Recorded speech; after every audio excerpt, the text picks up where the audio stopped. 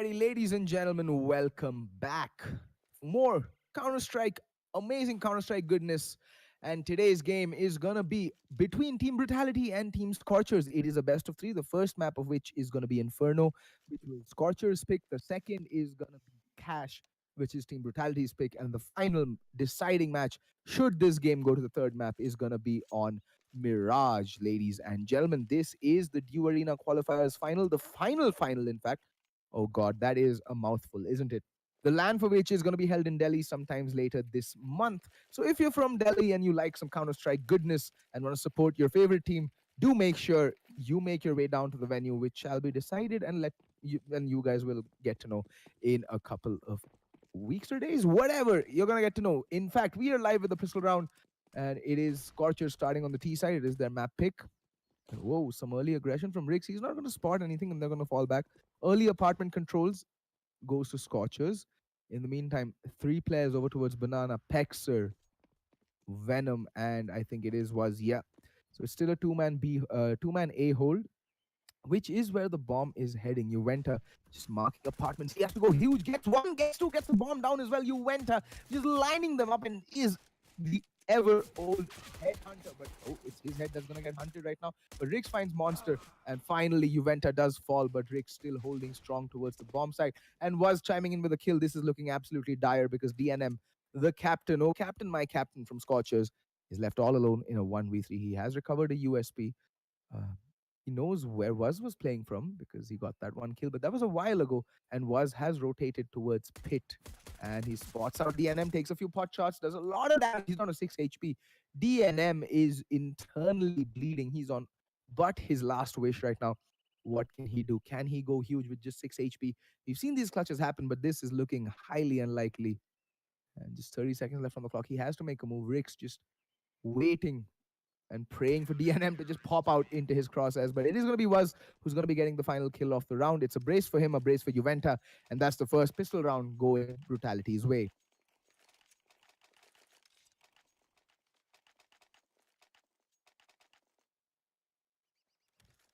Okay.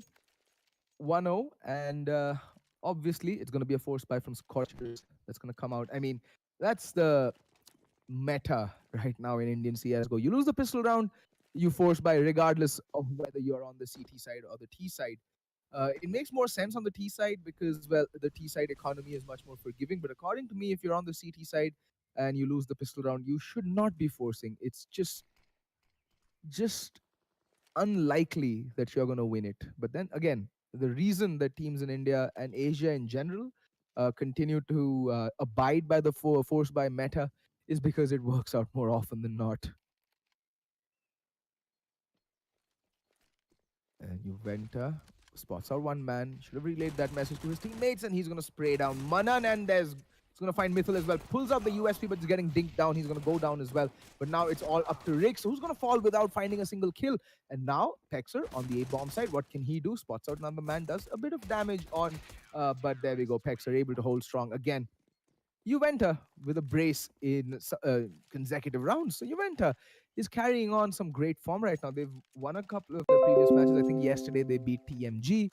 Juventa was particularly good in that match as well. So Juventa feeling it, and when Juventa's feeling it, the opposition needs to be afraid. Be very, very afraid.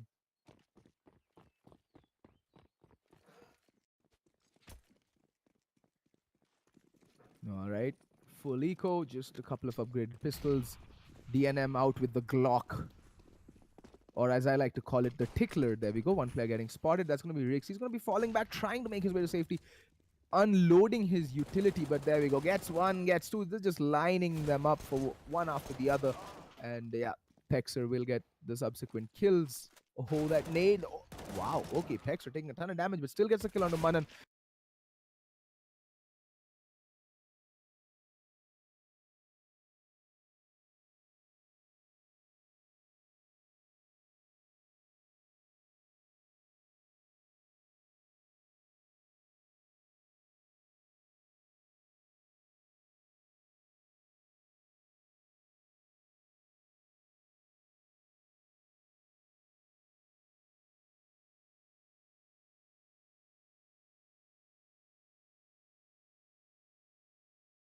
nades as well, and a little bit of flashbangs to help them take a bomb site. And now, again, a very passive setup coming out from Brutality. Uh, it's one of the biggest faults I find in their plays and their holds on the CT side of Inferno is that they're very passive. In fact, Waz is going to be rotating over towards the A bomb site, and Scorchers needs to be careful. Waz not going to get the first kill, and everyone just capitulating. And there's trades coming around left, right, and center, but in a blink of an eye, it's down to a 1v2. Venom left to clutch.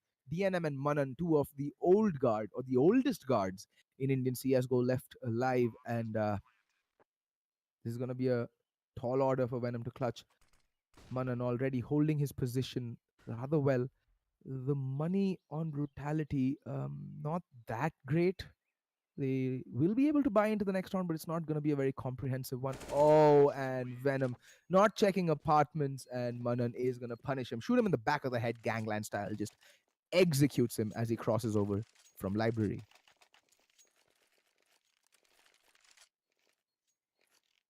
All right, should be an eco coming in from Brutality. A couple of players can buy, but that's about it. Okay, just as I say that, obviously it's going to be a force buy.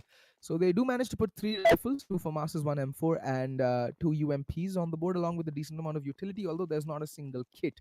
I would have expected Venom or Pexer to pick up a kit, but, well, expectations, as they say. And again, a very passive hold. That nade's going to come sailing in towards Banana and not really going to do much. In the meantime, Manan testing the waters over towards mid, waiting for his teammate to flash him in. There we go. 1, 2, a couple of flashbangs, and Manan is out. In the meantime, Mythil just charging through, gets a 3K. What? Manan and Mythil, the Karan Arjun of Indian CSGO, they have been a pair forever. And they are going to single-handedly open up the A bomb site. 4 players just falling like dominoes there. And now Venom doesn't really have much he can do. He's just going to chill towards T-spawn, enjoy the soothing music emanating from that radio, and hope and just pray to the gods above that he survives this round.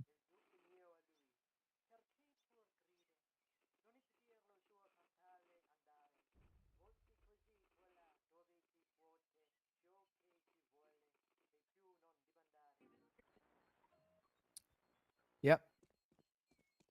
Bomb yet to go off, and Krish is hot on the heels of Venom. Venom should be able to hear this, and oh, Krish, will he be able to spot Venom in time? That is the question. Yes, he will. And oh, Krish, crazy jumping shenanigans from him, jumps up and just takes Venom's head with him. No saving for Mr. Venom, and that's going to be a hard eco coming out from Brutality. Okay, so they're going to be going with a couple of upgraded pistols. I don't know why Juventa invested in a Deagle, because it's going to affect his buy going into the next round.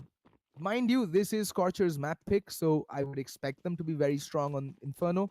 Although Brutality off late have been showing a lot of gumption and a lot of grit and a lot of ability on this map, so you never know what's going to happen. In the meantime, Rick's getting naded to oblivion, down to 33 points of health very early into the round, and Pexer is going to go pushing with a USP. This is what I don't understand. Like, you need to push when you have weapons, get aggressive control. Why with a USP? What do you expect to achieve here?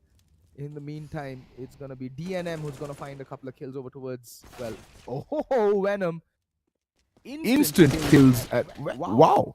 Venom's just standing there getting farming, just kills left, right, and center, and it's a 3v3 in a blink of an eye. Venom with a brace, that's going to be huge, but now the A-bomb site has been taken care of. It is under the control of Scorchers, and yeah, they should just save these 2 AK-47s, because it's going to come in real handy, these weapons. Most importantly, because, well, they're not going to have all the money going into the next round. They're going to be on the 3rd round loss bonus. That's $2,400. So if they can manage to save these 2 AK-47s, that's going to be a huge injection to their economy in terms of saved rifles. They can actually spread out the money and drop utility, drop guns, and, you know, help out the buy going into the next round.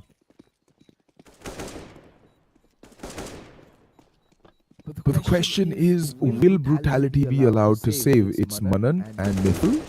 Brothers in arms, as always, the band of brothers going out for the hunt. And yeah, easy save coming out from Brutality. Those of you who are wondering in chat whether this is a live game or not, Why would it not be? This is the final qualifier for the DU Arena LAN. This is the fourth final, the final. Yeah. And one of these teams is going to move on to the LAN finals in Delhi, and one of these teams is going to get knocked out and sacked down. So there's a lot at stake. Obviously, it's going to be a no holds barred game. Everything goes, and it is going to be an absolute ballroom blitz. Juventa, taking my words a bit too seriously, out with the Pro 90. Venom, lone defender over towards the B bomb. That smoke. This is gonna help hold off the push coming out from Manan and Mithil for a couple of seconds, but they're gonna boost up. And Venom needs to be very careful. He needs to be very careful on the cross. Oh, spots out both players spotting each other out, but they're still gonna hold strong. Mithil just marking the edge of the smoke. It's somewhat of a one-way for him, but Venom has had enough. He's gonna fall back, way back into the bomb site, and just hope and pray that they don't hit the B bomb site. But it does look like there's a minute left on the clock. Scorchers have adopted this new YOLO gung-ho style of play where they don't really care. They don't really realize that it's 1 minute 55 seconds left on the clock. All of their executes happen at the 40-45 second mark, and there's no fakes, nothing. They just go in gung-ho. And one player is left out to lurk, which is Monster, and it is going to be a B hit. Venom throws down the Molotov, trying to buy some time for the rotation to come in, but he's also smoked off. Was completely and utterly smoked off. Is going to spray through the smoke, but nothing is going to be found. In the meantime, Mithil falls to Was, and the smoke will dissipate. It's going to be a 4v4 retake, and Venom is going to find Manan. Alrighty. And Was, in the meantime, finds two players. That's game done, more or less. Now it's all down to Monster. In a 1v4, what can he do? He finds Was, but that takes him down to 2 points of health, and Pexer avenges his brother's death. And with that, Brutality put 4 on the board.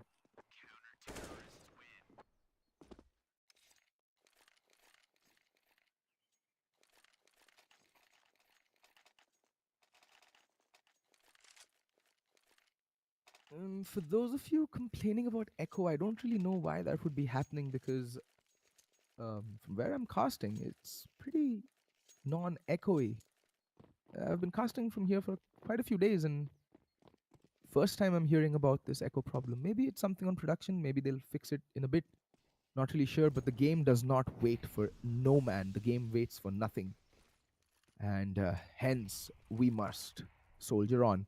And Brutality do win the previous round, and most importantly, they keep 3 players alive, which means they can go into this round with a proper buy. Their economy is still not the surest or the soundest, so they need to be careful. And again, such a passive hold towards the A bomb site. Like, I keep trying to make sense as to why players and teams over in the subcontinent and Asia in general are so passive on the new Inferno. And the only reason I can think of is that the teams just aren't sure of how to aggress on the CT side yet. It is still a new map. The meta is yet to be decided on it. It's still a very economy-centric map in the sense that, you know, it's not exactly CT or T-sided yet. And again, it looks like it's going to be an A hit. Was is going to run into a lot of traffic. No, it's not going to be Was. It is going to be Rix and Juventa who's going to have to defend the A hit. Rix does get 1 kill, and Juventa spots out a couple, but Was and Rix are just holding steady, and Juventa chimes in with a kill of his own. That means now it's all down to this man, Mithil, one of the best technical players the country has ever produced. And, well, just as I say that, Was pops out and puts a couple in his chest and puts him down.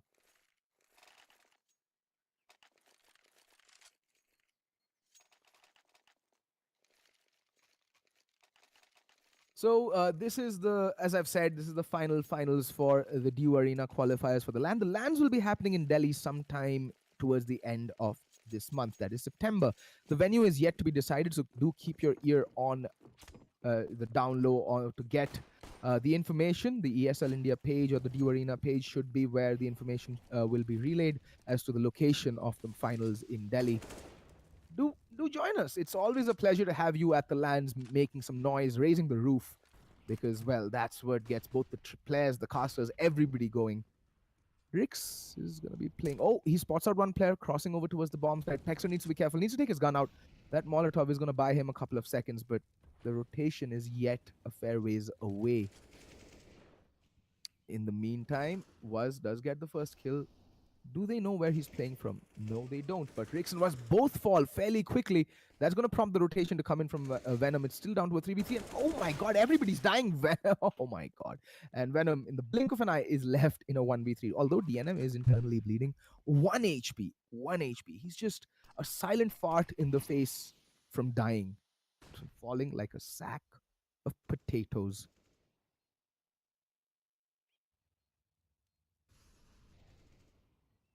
But yeah, Venom's not gonna be a part of any of these shenanigans. He's gonna fall back. Um, so Waz is gonna have $3,800. Rix is gonna be flat out broke, but Pexer, Venom, and Juventa will be able to buy. So it's very important that Venom saves this rifle because then he can drop it for Rix. He's getting shot. He's getting shot. Does get the kill. Actually, DNM does fall to the bomb, so he's gonna be able to survive. And Brutality will be able to string together another buy because, yeah, like I said, Venom will be able to buy. So can Juventa, Pexer, um, was can manage something. Maybe he'll go with an SMG buy.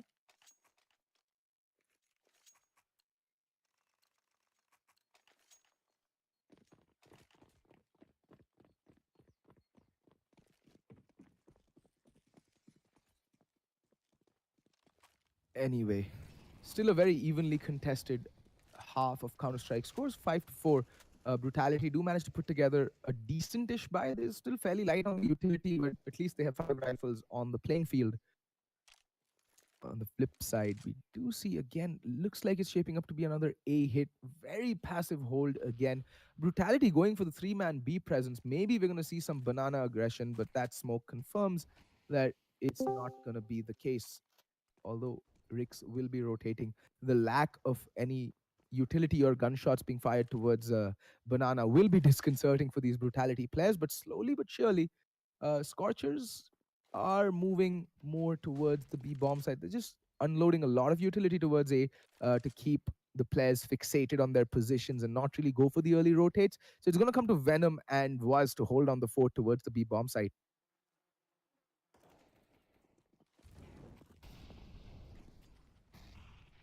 And yeah, they're all bunched up in banana. It's the 40-second mark, so the execute is going to come in. Down go the smokes as vanilla as they get. The CT, the coils, and Waz is playing from second oranges and Venom from new boxes. And we do have Rix rotating in. He's going to push the smoke. He has no chill whatsoever. And Venom is going to go down a bit too cheaply, but Buzz is still staying alive. He will go down as well. And now it's down to Rix on the B bomb set, but there is a flank coming in from DNM. Will he be aware of it? Of course he won't, but DNM, the ever vigilant captain of Scorchers, will get a double kill. Actually, he gets a triple kill for this round, and Scorchers tie up the scores 5-5. Brutality have to bite the bitter pill and go for the hard eco. Maybe they can go for a couple of upgraded pistols, maybe, but that will be stretching their economy a bit too thin. I would expect them to. Oh, just as I say this, Juventa goes and buys up a deagle. Why? Why, Juventa? Just they're gonna get $2,400 for this round. And unless again they can do something like save 2 AK-47s, their money is gonna be absolutely shreked. Not even wrecked.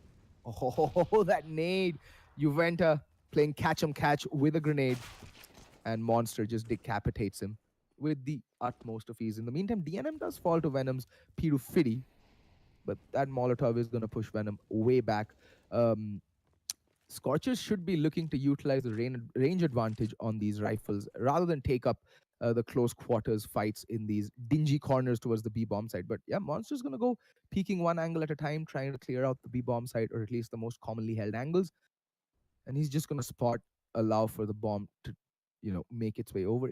He's looking like a B hit, but all 4 players are slowly but surely inching their way to the B bomb side over from Team Brutality. This is going to be an interesting exchange. And there we go. Monster opens things up, gets the kill, and okay. He's just gonna get caught out by Mythil, but Venom does get Monster. Venom still staying alive, dancing around new boxes, dinks Manan, but Manan somehow surviving on 2 HP and lives to tell the tale another day. And with that, Scorchers see themselves in the lead for the first time in the first half. 11 rounds have been played, scores are 6-5, and Brutality now have to decide on what kind of buy they want to go, because it's slowly starting to go away from them the first half. You would want to at least have an even first half. The thing is with Inferno, right? Regardless of what site you start on, if be it the CT or the T side, as long as you can keep your opponent's economy in check, you're more than likely to come out on top of the half. That's why I say this is still a fairly balanced map in terms of when it comes to Counter Strike. And Krish, wow, Juventa just insta insta death. In the meantime, Pexer finds a couple of kills, but it is going to be an A hit. Pexer still staying alive, gets a third for the round, and his brother just a little too late to come to the rescue.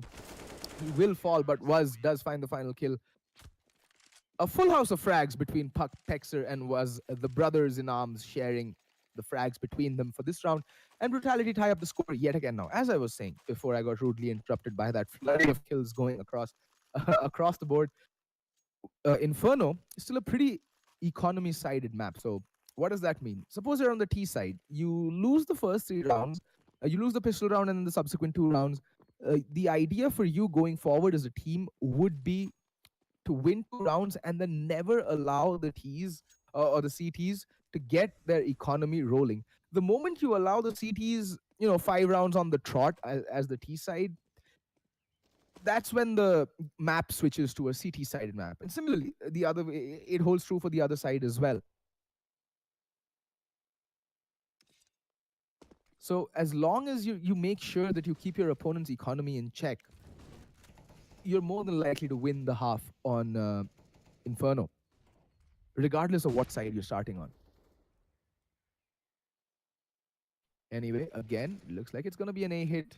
The utility fairly light on Scorchers. They also don't have the economy, but oh my god, Manan opening things up with a nasty kill onto Rix. And Was now going to go pushing the smoke. They're going to kiss each other through the smoke. And Juventa is going to fall to Manan. In the meantime, it's just Pexer all along the bomb side. He's going to get pincered and he's going to get sat down. And that's going to leave Venom all alone. And this is the worst possible outcome for Brutality, mind you. They just won the previous round and now they're going to get hard reset. Venom has to save it. He has a lot of investment into this round. He has the entire kitty of nades still at his disposal, along with the M4 and the armor. So if Brutality are to make anything of the next round, it has to come from Venom. And I think Venom might want to switch things up a little bit. Brutality still playing the stale, same old setup round after round, and they're getting figured out by Scorchers. They did win a couple of rounds on the trot as Scorchers were yet to get a feel for the setup that Brutality had going. But ever since then, it has been the Scorchers show. And DNM is going to get found out by Venom. But that tells the rest of the team where Venom is hiding. So, well, it doesn't matter. There's no player close enough to trade for DNM and, deny Venom the save. So Venom's going to be able to save the AK-47 along with the entire bevy of nades that he took into the previous round. But that's going to be about it. They just got hard reset. What can they do?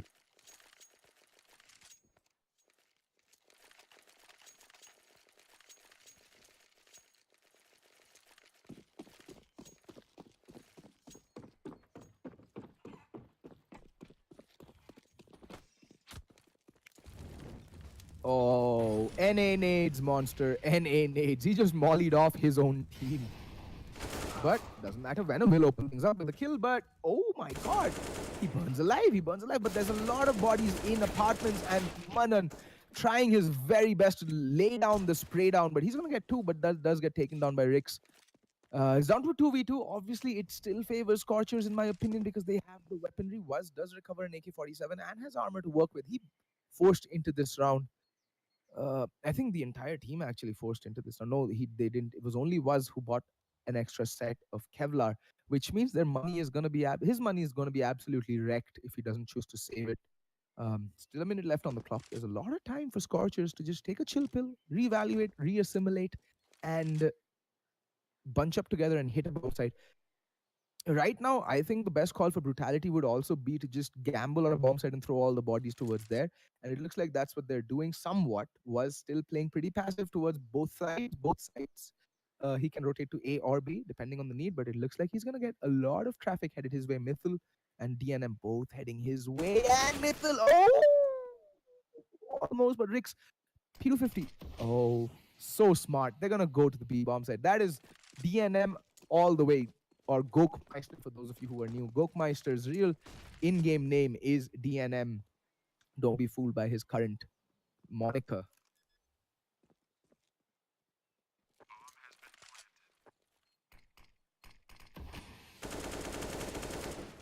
And as DNM just spraying through, Rix does recover the AK-47, trying to make something happen, but DNM is on top.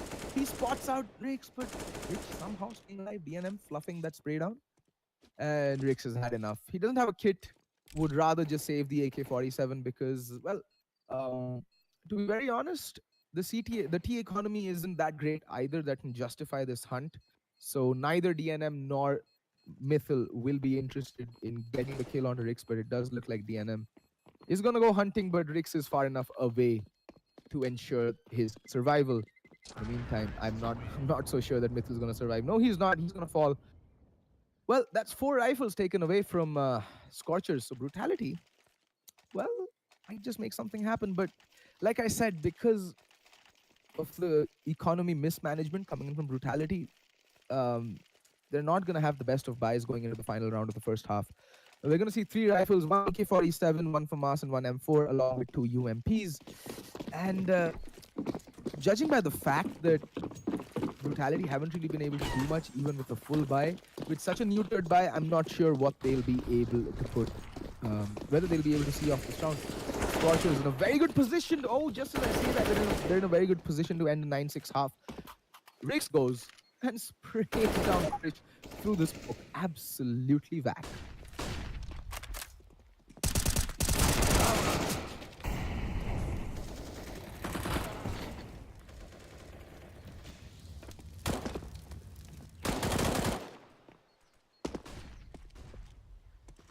All right, Pexer in the meantime finds Manan, but look at this Venom is so far advanced. Will they check it? No, they won't. And now Monster, 9 HP. 9 HP, that's all he has to work with. And from the brink of defeat, I think Brutality might just manage to pull off this round. And there we go, Venom ending things with a triple kill. The captain shining through for Brutality, and the half ends 7-8 in favor of Scorchers. But now on the switch, still a very even half. A pistol round here, a pistol round there. Maybe a crucial economy breaking round here and there, and the game can flip on its head at a moment's notice. So you don't really know. You can't really call this game. It is absolutely neck and neck, both these teams. And Brutality finally do call a timeout. Is this a technical or a tactical one? I think it is a tactical timeout being called by Brutality.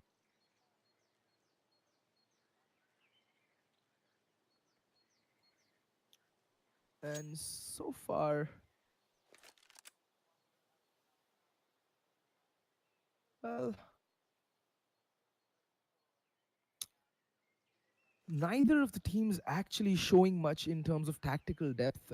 Brutality's CT side, a lot to be desired, a lot left to be desired, to be very honest. Very passive, very reactive, not very proactive. That's why they lost so many rounds. You know, Scorchers are a team that if you aggress early round, they're going to capitulate. They really don't have a plan B going into any round. From all the games that I've been watching them play, their plan A is their plan A to Z. They have nothing to fall back on. And which is why they get picked apart by teams like Entity, by teams like Eternal. The Scorchers aren't the most flexible of teams. So if Brutality actually aggressed early on and destroyed whatever setup that Scorchers were trying to do, they would have come out on top. They would have come out in the lead way far. A lot more rounds to spare, basically. That'd be a great round cushion at the switch, at the turn of the sides. Because, see, Brutality is a team that knows this as well, because they consistently take the fight to Scorchers when they're playing cash on the CT side. And Scorchers are just left like headless chickens running helter-skelter left, right, and center. They have no idea what hits them. But I don't know why no team, I haven't seen any team apart from Entity go for that early aggression in Inferno, or even the mid-round aggression. Most teams just sit way passive back into the bomb sites, allow for the Ts to come in, just allow them so much map control so that they can execute, they can do whatever their heart fancies. And see, when you're dealing with explosive players like Krish, Manan, Mythil, Monster, being marshaled by a very smart man in real life, DNM, you're gonna have trouble because DNM knows his players' strengths, and that is aimbot. Like every one of these players has an aimbot built into their heads. So why give them the opportunity to flex their muscles and give them the room to, utilize their skill set to the fullest? Constrict them, deny them map control. Look at that. DNM trying to go for some early aggression, but he's going to fall back because he didn't spot anything out. And yeah, for those of you who are just joining us, this is the first map of the best of three. This is Inferno. The next map is going to be Brutality's pick, which is Cash. And the final deciding map, should it go on to the third map, is going to be Mirage.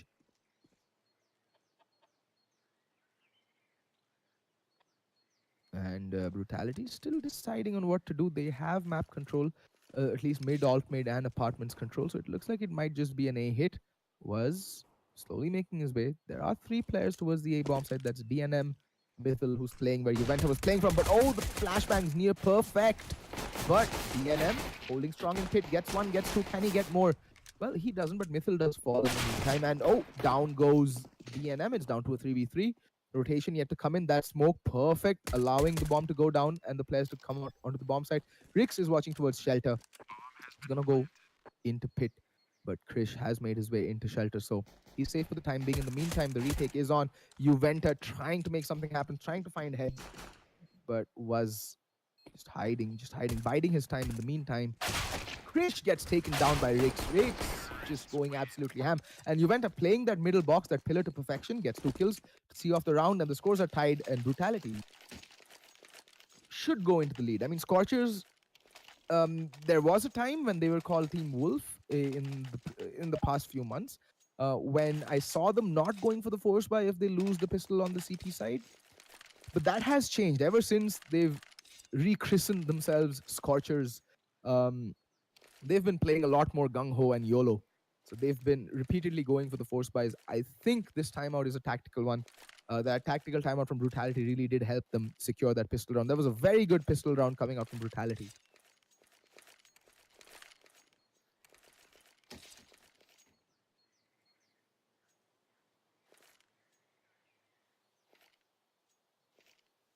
But Scorchers now, okay, so Monster has forced up. So I'm guessing the rest of the team should follow suit. Apart from Krish, he is the dedicated opper, although Monster is also a mean opper. Actually, all of these 5 players can op. I think right now it's Krish and DNM, who DNM is playing the backup opper role, the secondary op role on Scorchers. But Krish is their primary opper. But yeah, he's gonna go in with the CZ. Will I see an armor being bought, or some armor being bought up as well? See, there's a reason I say that teams should not be forcing up on the CT side. The CT side is hinges on proper utility usage, and if you don't have the utility to complement your guns going into your first gun round, the T's can literally overwhelm you and just plow through you.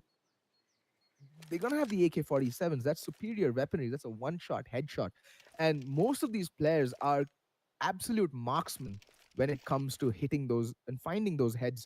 They have perfected hit scan, to be very honest. So you don't want to give them that opportunity. And now this force buy without the head armor against the UMPs, still very viable weapons, mind you, at close to mid range. And if they take them up banana or towards apartments, could be devastating. But right now, I think those 2 nades can come into play can play a very, very crucial role. I think they might be chucked either down mid or down banana. Uh, Judging by the way Monster and Manan are looking, it's gonna be a nade stack in mid. It's gonna be Hiroshima down there. So hopefully Brutality are able to avoid this.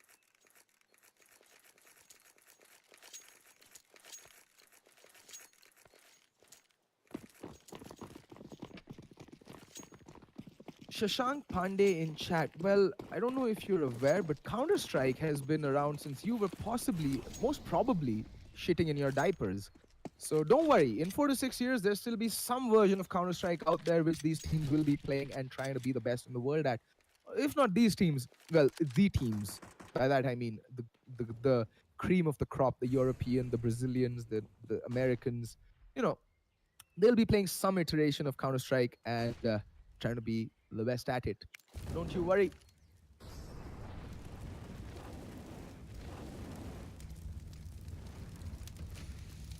In the meantime, Brutality gonna go bursting out towards Arches. Library getting smoked off. Oh, Monster does get spotted out. There is one player, DNM, in the pit. Monster taken down by Rix, and DNM is kind of exposed, but still manages to land the headshot on Rix. That's the AK-47 taken out of play, and I think someone should go there to retrieve it. The rest, there we go. I think Juventa is just barreling there, trying to retrieve the AK-47, and the rest of the team. I like this. I like this call coming out from Scorchers. They're going to go for the save. They're just setting up for exits if they find some towards T-spawn. Otherwise, they're not interested in going for the retake whatsoever. This is the right call. This is the smart call, in my opinion. A lot of you who are new to the game might be wondering as to why Scorchers are being, you know, craven, as they say, or cowardly, and not going for the fight. It is because it is pointless at this point to go for the fight. You'd rather just save this investment, take the pistols, take the armor into the next round, and most importantly, what Scorchers are doing is denying Brutality any economy. They still have 3 SMGs in play, so why give them that $600 win bonus, just a kill bonus? Just chill. Don't give them money.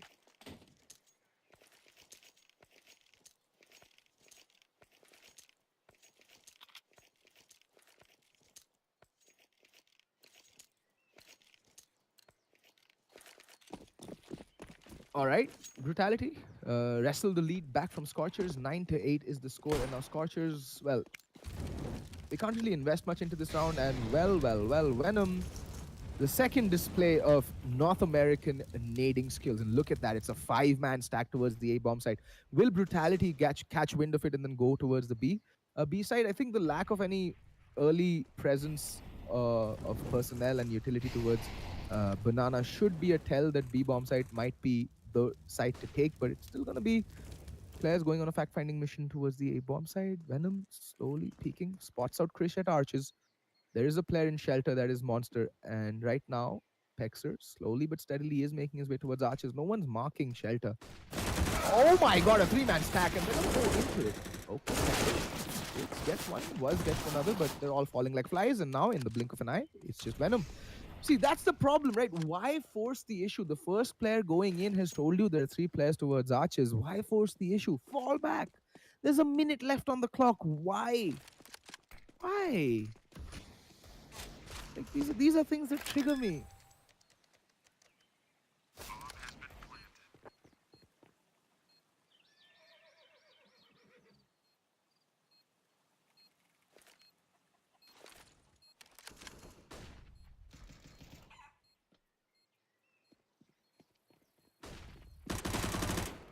Shashank Pandey, let me be very honest. I'm pretty well versed in English. Anyway, Venom brings down a 1v3 to a 1v1, and DNM doesn't have any armor. That aim punch is gonna be really hitting him like a tow truck. But Venom plays that perfectly, plays for time, gets the clutch, recovers the AK-47 as well.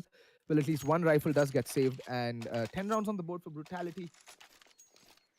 On the flip side, Scorchers now, they did get a couple of crucial kills, which means that they are going to have more utility than otherwise going in with them onto the first gun round, but no kits. And if the bomb does get planted, it's going to be an issue because they're going to have to double time it on the retake. Will we see some aggression? Nope. Instant smoke, DNM getting... Oh, well, there's a huge gap in that smoke that DNM can exploit. It's more or less a one-way for him. And I think DNM realizes that, and he is going to abuse it maliciously.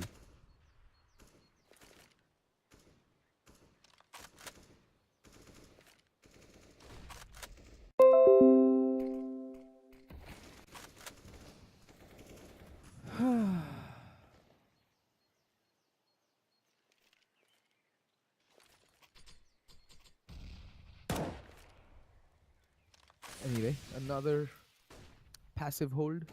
No aggression anywhere, neither from Scorchers nor from Brutality. Both just feeling out each other's setups and trying to get an opening pick, and we work off of that.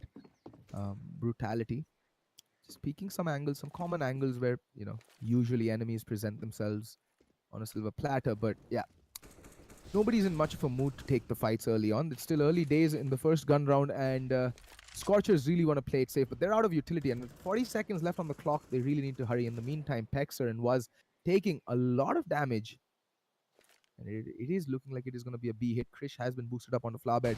It is one of the most commonly checked spots. And yep, Krish will fall. Krish will fall. The smoke does come in, but Manan through the smoke gets the kill. And Rix returning the favor. Somebody has just met Clara. DNM aware that Venom's playing, but does not matter. When Venom is hitting shots like that, you have not but a prayer or a hope of survival. In the meantime, Monster and Mythil, the call for the save has gone out, and Monster and Mythil will have to fall back and take a chill pill. They really need to save both these rifles because, well, they're gonna get $2,900 for the next round, and both the rifles saved here would mean that they can go for a force buy. But it's just imperative that both these players stay alive and save these rifles and take them into the next round.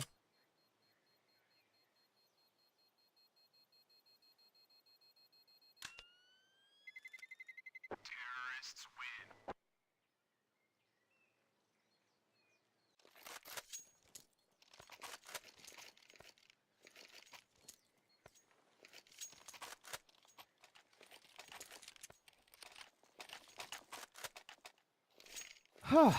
All right, Brutality on a roll here, it seems. And because of those two saved rifles, Scorchers will go for the force, but they're investing a lot into this round. And if they lose this on this neutered buy, they're going to be in for a trouble because they will have to eco the next one. That means Brutality have a golden chance of taking it to 13 rounds if they win this one. If they win this one, it's still a huge if.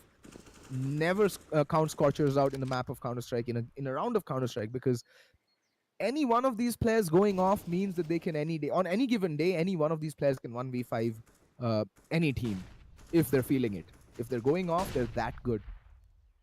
Maybe not DNM, but I've seen DNM hit some of the craziest shots. And I'll be very honest, the spray control on DNM with an M4 is ridiculously good. I've seen him on LAN. It's like a laser gun in his hand.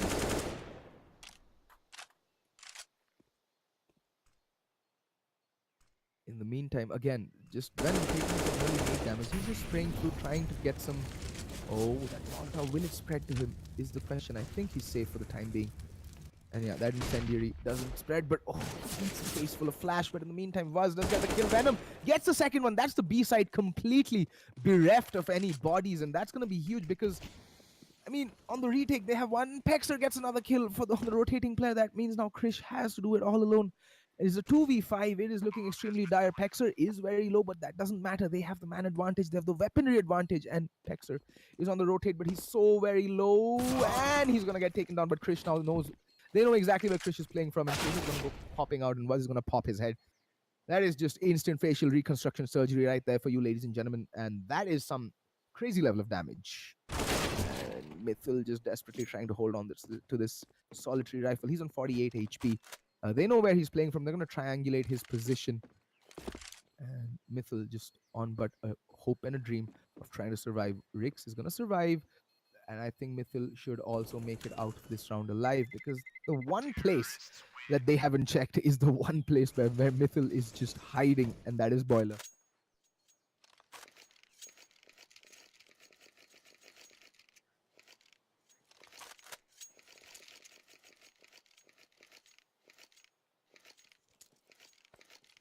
And with that, Brutality put 12 on the board. And like I said, this is where... Oh my god, they're going to force. All right.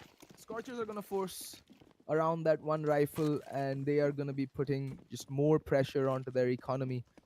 Well, miracles have happened. This is CS at the end of the day. So maybe this is the round that Scorchers have been waiting for to actually let loose and get the round. DNM trying to jump spot. On anything, but he needs to be careful because Juventa is playing by tree, and they know exactly where DNM is, and he gets tagged down to 46 points of health.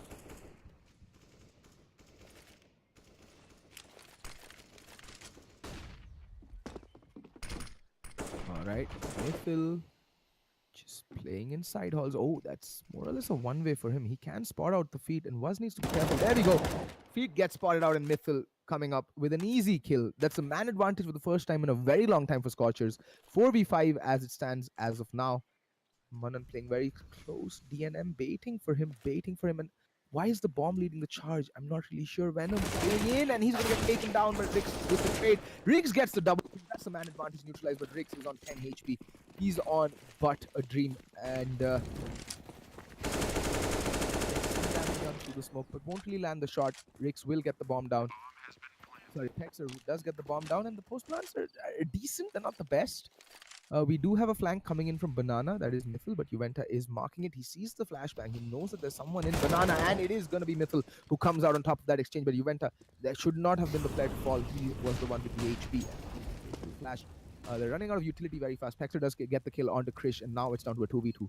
Monster and Mythil, both on half HP. That Molly is going to flush him out, but Rix does fall. That means it's all down to Pexer in a 1v2, and he's going to fall. Mythil with the final 2 kills off the round, and he does have a kit. Does he have a kit? I think he does have a kit, but is there enough time? Yes, there's enough time to stick the defuse as well. Scorchers winning a much-needed round. 9-12 is the score.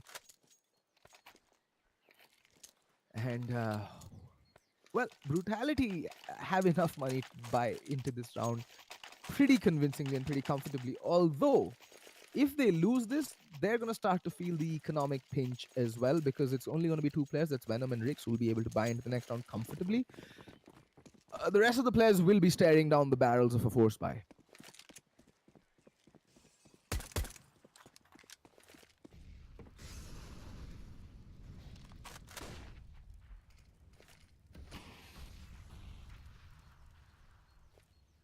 It's just so cute. YouTube chat is just so cute. The people who think that they can actually beat these players. It's like a toddler trying to wrestle, you know, old one. Was with the opening kill. It does fall. That Molotov will slow them down, but they can reevaluate their attack and just go B. I mean, it's a split defense right now, and go anywhere. In the meantime, Mythil trying to spray and pray, but there we go. The A defense just cracks under the unrelenting pressure that Brutality is applying.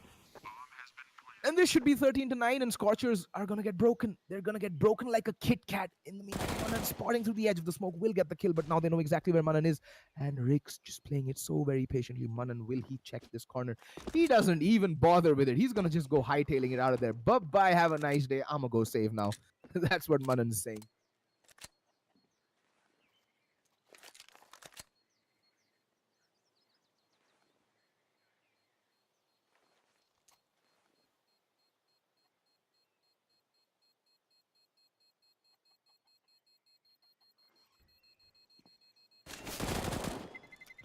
Anyway, Monster does get Rix, who was trying to go for the hunt. Yeah, both rifles should get saved. And scores 13-9 in favor of Brutality, and Scorchers are broken. This is like WWE. Remember those old ladder matches with the, I don't know what they were called, when the title belt was hanging up in the ceiling, and the players would have to climb up that ladder and get it, and everything was allowed. And then people would just, Undertaker would climb up the top of the ladder, hold the rock, chokeslam onto a table, and then the commentator would be like, oh my god, he is broken in half. And that is exactly what's happened to the Scorchers economy. They are absolutely bereft of money. And Kobe, in the meantime, Venom channeling his inner Mario and does get taken apart. That B hit is not working out, and Mythil in the meantime going absolutely banana in a well, Apartment gets the kill on a Pexer, recovers the AK-47, is down to a 2v3. In the blink of an eye, the round changes its complexion. And what? Okay, was just like, he held down left mouse but forgot to actually compensate for the recoil, it seems, and does get taken down. In the meantime, Rix in a 1v2. Monster is so very low, but Rix just that smoke is being his worst enemy. Still a minute to left, but there's no need to, you know, commit to anything right now. He should just, it's a split defense, and he is targeting the wrong bomb site because it is where DNM is, who is the player with the HP, but it's still doable for Rix. All he needs to do is find the 2 1v1s, and the way Scorchers are set up right now, it's ideal for him to actually find these isolated 1v1s. And DNM is just marking, hoping for a push towards CT, but Rix, and it's exactly what Rix is going to do, but will he go for the kill? DNM just hiding behind sandbags in construction, and Rix just channeling his inner top, and there we go, gets the kill. 34 HP versus 20 HP. The rotation is coming in, and is going to be coming in from Banana. Monster double timing it. He's put on his Air Jordans, and he is channeling his inner Usain Bolt. Finally, he comes down to a crawl, discovers his shift key, doesn't want to give up too much noise, but Rix, I don't know whether he'll be marking towards Banana. There he is. He has a faint idea as to where Monster might be coming in from, and Monster, oh, Rix, the grand old man of CSGO will clutch it out. This man is the man you call when shit hits the fan. It is Rix who is the one-man cleanup crew. Clutching out a crucial 1v2, breaks Scorchers' economy yet again, puts 14 on the board for Brutality, and this should be smooth sailing for Team Brutality from here on out.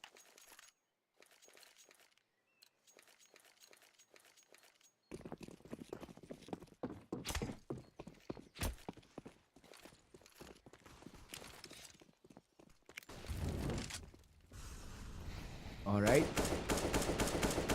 Scorchers were just hit by a freight train, it seems. At least their economy was. In the meantime, Krish aggresses up in apartments, gets the kill onto Waz. That's one man down, a man advantage with a very, very forcey buy coming out from Scorchers. Brutality should just be playing the trade game. They should be playing the numbers game. Should not be getting isolated and getting picked apart like... Anyway, that nade's going to go sailing in, and DNM is on the magic number, 69. For reasons unknown to me, 69 is my favorite number. I just don't know why. It just happens to be. Anyway, Hexer is going to be boosting up Rix. Rix is going to climb on top of a giant that is Hexer and just shuts down DNM. That's the man advantage neutralized, but Manan with the CZ at this stage can literally mow down 2-3 players peeking him. They need to be careful. They need to be aware. Manan is holding a slightly off angle, and he's going to go peeking. Oh, a bit too premeditated, premature, and that is never a good thing. In the meantime, Pexer does find Krish and Venom just playing with fire there, quite literally. And Juventa on the is just dead. He's dead. Not going to find a single kill. Mythil gets Juventa. It's down to a 3v2. And I like where Venom's playing from, but he's gonna eat a face full of flash. Come peeking out, spots out both the players, will fall back. Again, eats a face full of flash. Is that... Yeah, his teammates are just flashing him and the enemy. That's okay, I guess, but... Mythil does find one. Rix does get the trade kill though. And now Mythil in a 1v2. Mythil dancing the dance of death. But the clock's run out. He doesn't have a kit. And he has to fall back. He had one opportunity. Mom's spaghetti. But didn't work out, unfortunately. And Venom's just hot on his heel. He does not want to let him save that AK-47. Oh, Mythil playing with fire. Shooting off into the high heavens like it's the Punjabi wedding procession. But does not matter. He will survive, and Brutality are on map point, not match point. I've been cussing too much ESL, where, scores, best of ones. This is the best of three, so Brutality move on to map point. They have 6 map points. They should not be squandering it away, because look at the buy coming in from Scorchers. They just dug themselves into a hole that they just couldn't manage to climb themselves out of. For those of you who've been watching the full game, if you remember, recall me saying this, Brutality won the economy game this time around. And as I've said, this is neither a T nor a CT-sided map. It is an economy-sided map. The team that controls its opponent's economy is the one that will come out on top in the half. And Brutality have been doing a stand-up job of keeping Scorcher's economy in check round after round. So they know there's at least one player playing towards Archers, that Smoke acting as a tell. And Brutality right now, they're just chilling. They're just chilling. They have map control. They're just 3 players marking the same angle casually. Like, why not? And Juventa on a fact-finding mission towards apartments does clear it. Mythil playing under shelter, but that Molotov I think is going to hold off that push for a couple of more seconds. In the meantime, Waz is on a hunt towards Banana. Oh, eats a face full of flash. Eats a face full of flash. Waz taking a ton of damage. Waz needs to be careful. Mythil gets Hexer. Manan finds Waz, and Rix falls to Krish. That's all falling apart, ladies and gentlemen. Juventa still alive, still kicking, gets a double kill. He's in a 1v3. What can he do? He's not going to smoke it off. Trying to be smart, but oh, DNM spots him. And you know where DNM is? He's going to get the kill. Juventa. What? I don't know what the DNM was looking at. Maybe he was caught daydreaming or thinking about... I just don't know. Maybe it just started raining in his part in Bangalore and his net just went out. Nobody knows, but he knows where one player is. Monster's going to push him. Juventa needs to be careful. And Monster will get the kill. And they have enough time, regardless of the presence or absence of a kit. There's enough time on the clock to go for the defuse, and Scorchers win back an unlikely round. And Brutality, they have struggled in the past with closing out games. Um, they are a team that is quite prone to, what's the word, choking. But I hope that they can avoid that in this game. It's 10 to 15, yet another map point, but now Brutality's buy not as convincing as it was in the previous round because, well, obviously not enough money. And if Scorchers win this, a comeback might be on the cards. Realistically, might be on the cards, to be honest.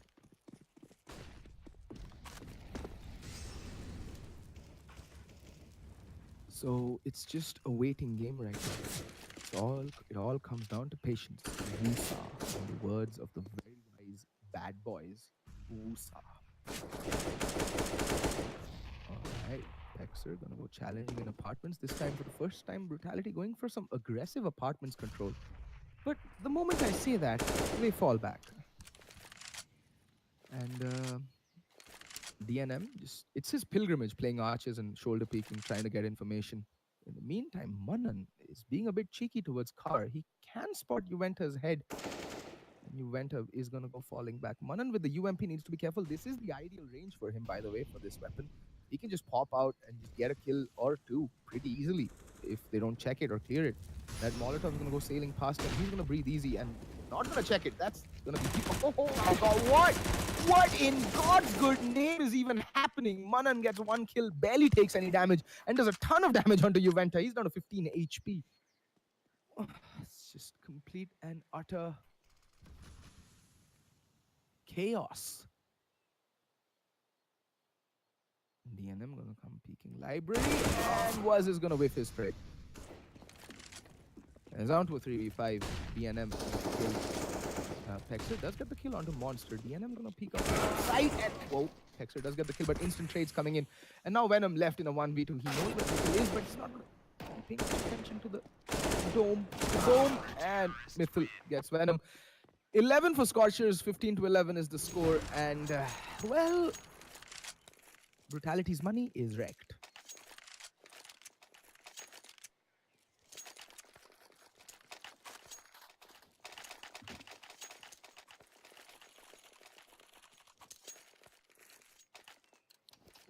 $15 to 11. Still 4 map points remaining in Brutality's hands. They should be consolidating their economy, which is why you see pretty much a save coming in. They're going to get $2,400. Rix is going to be on $4,100. Not the best in terms of money for Rix. I don't know why he went for the armor. Oh, spots on the top of Krish's head. Finally, the AWP coming out on Krish. That's a true testament to how good Brutality have managed the Scorchers economy. That after 27 rounds, that's after 12 rounds on the second half, Krish gets his hand on his favorite weapon. That's the AWP. He's the primary opper, and he was denied the op for 11 rounds. That is very good going.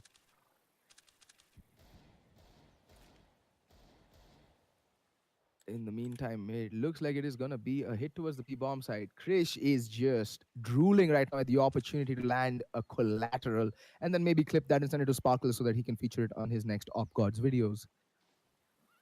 You don't know. Oh, that flashbang is going to deny him. Rip dreams for Krish, but Manan is just going to line them up. Gets 1, gets 2, gets 3, gets 4. Okay, it's like shooting fish in a barrel. Krish will get the lonely 1 kill. Wow, I missed every kill that round. GG, well played, Observer Caster. I is Silver Noob. But anyway, Manan just laying down the spray down there. And the second timeout does get called for Brutality.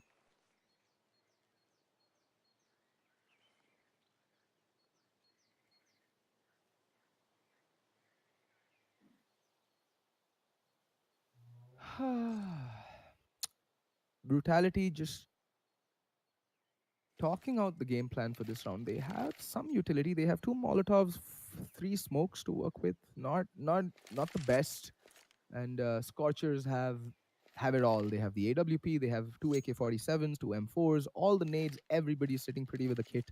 So Brutality have to bring their A game this round because their window of their margin for error is fast depleting. It's just the window of opportunity is closing in on them to see out this game, because if they lose this round, Brutality will have to eco the next, which means Scorchers will get to 14 rounds, and then the game is just at the tipping point. It can go either way. It either goes to overtime or it goes Brutality's way. But the thing here is that Brutality will not want to drag it on that long, in my opinion. They should just be trying to close it out as early as possible. So it remains to be seen what Brutality do. In my opinion, they should try and fake as much as possible, try to draw out utility, the utility from Scorcher, so that they can, when they execute towards late round, they don't get bogged down just by those Molotovs, those smokes, those flashbangs. And the thing is, it's pretty easy for teams to draw out utility in this tier of Counter-Strike. All they have to do is make some noise. Just make some noise, and the utility just comes pouring out from the opposition. Well, we're gonna go back live into the game after 5 seconds of timeout and 20 seconds of freeze time.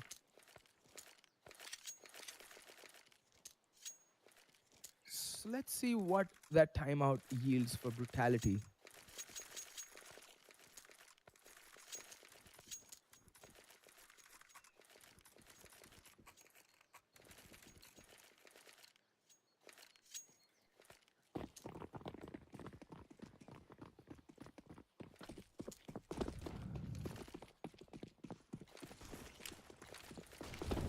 Nice pop flash. That's an early flash. It catches everybody pushing banana. That's a very nifty flash. Those of you watching, just pay attention to how Rix flashed banana. That's a very good flash if you have the spawn to just curb any early aggression towards banana. All right. This time, a much faster and aggressive play coming out from Brutality. Mythil just playing Motorbox, and we do have Monster marking apartments, that the balcony area, like a hawk. And look at the aggression. DNM already down to 21 HP. That smoke is gonna hit. Oh, he spots out one player, but Juventa able to make his way out in time, just in the nick of time, actually. We're gonna see was towards library. Oh, just gonna miss the peak from DNM. DNM also just itching to get some revenge on, revenge super damages. 21 points of health is all DNM has to work with, and was just marking arches. DNM did win this duel a round ago, and now it looks like it's going to happen again, because Was is not being attentive. And oh, nice flick, although he's down to 9 HP, but he does get the kill. Man advantage for the two-man advantage for the T's, and make that 3. DNM is in a rock and a hard place, but doesn't matter. DNM will get the kill again on coming on top of that interaction, but does not matter. Rix gets DNM. Now it's all down to Krish. 1v4 with the AWP, not the best weapon to mount this retake. Tries to flick onto Venom, is going to miss it. These walls are paper thin, by the way. This op bullet, that 50 cal bullet, will just fly through and nail opponent to the wall. But oh my god, Krish missing the flick, and with that, missing the opportunity to keep his team in the first map. And Brutality, that is the first map. And unfortunately for Scorchers, this was their map pick. The next map is Cash, which is Brutality's pick. And they have been phenomenal on that map off late. So don't go anywhere, folks. We'll be back with the second map in about 5 minutes' time. Let me just go grab a drink and take a leak, because I need to pee. This is too much excitement for me.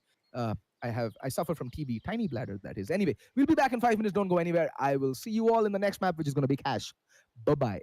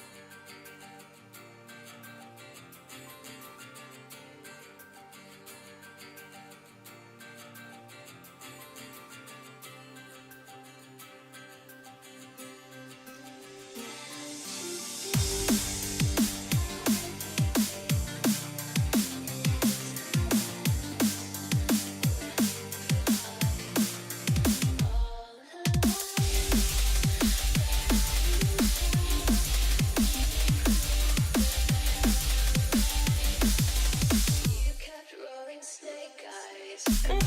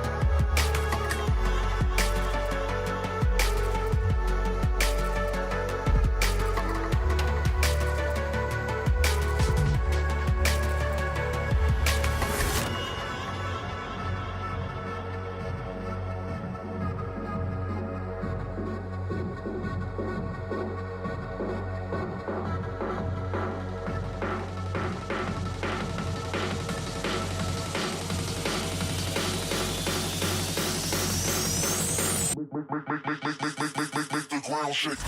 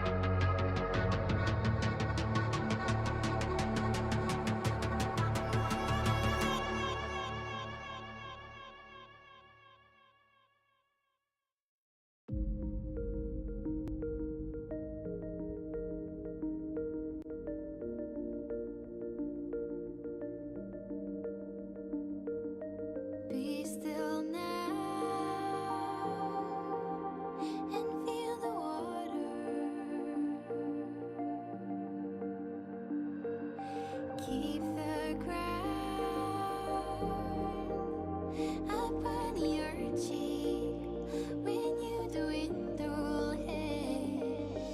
You be kind and let me go. I'm as timeless as you feel.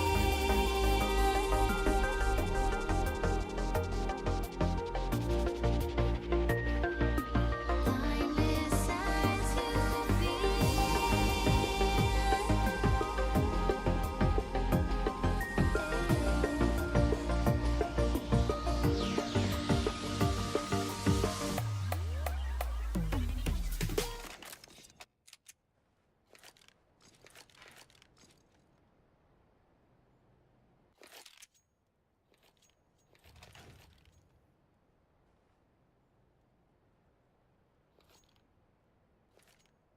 Yeah. Alrighty, ladies and gentlemen, welcome back to the second map between Team Scorchers and Team Brutality. This is the finals of the Mountain Dew qualifiers for the LAN event, and this is the second map. This is Brutality's map pick. Brutality just won Scorchers map pick, that was Inferno, so they lead the best of 3 series 1-0, and now we move over to their playing field, that is Cash. So this is on home turf for Brutality. They did win the knife round and have opted to stay on, opted for the CT side. And match has been paused. I think some technical issue getting detected for one of the players, not really sure whom. They haven't really made us privy to that. Regardless, the second map, Cash, if Brutality win this, they win the series 2-0 and move on for the finals. Move on to the finals at LAN in Delhi later this month in September. If they lose, we move over to the third map, which was the random remaining left map on Mirage. So, a lot at stake for Scorchers. They need to bring their A game. Off late, they have been struggling on Cash. Brutality, everybody's been beating them. Entity, Brutality, you name it, they beat Scorchers on Cash. I think the only team that Scorchers have beaten off late has been Team EXE, or Excellence for Execution, or Off Execution, I don't really know.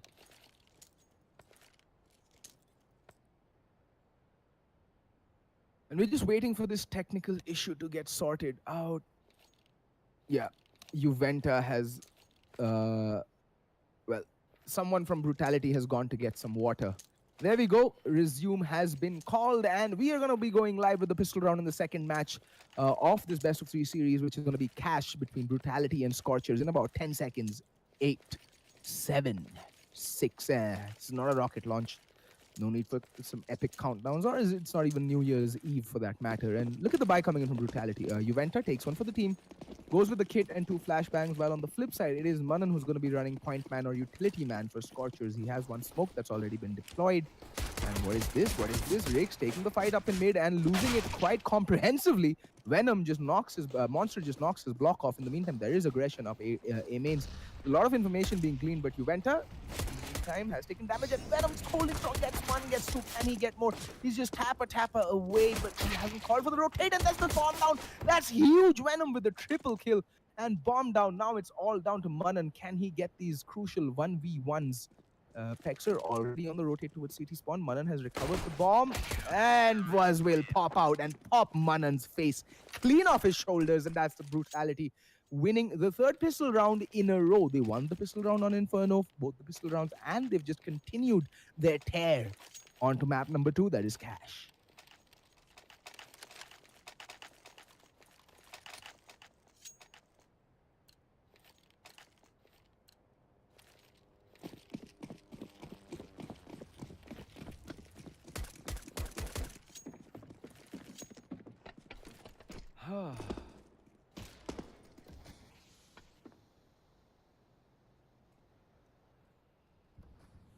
All right.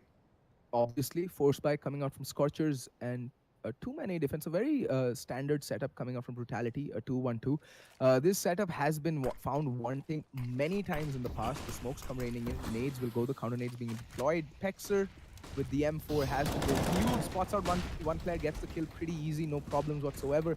Now Juventa, he gets the second, can they get more kills between them? The answer is A resounding yup. Now Manan on 15 HP does get taken down by Juventa, but Texer doing so much damage that round. He has, I think, probably 3 assists and a kill as well. So Texer doing his job and Juventa holding strong, farming up those kills with the UMP, that dirty SMG money.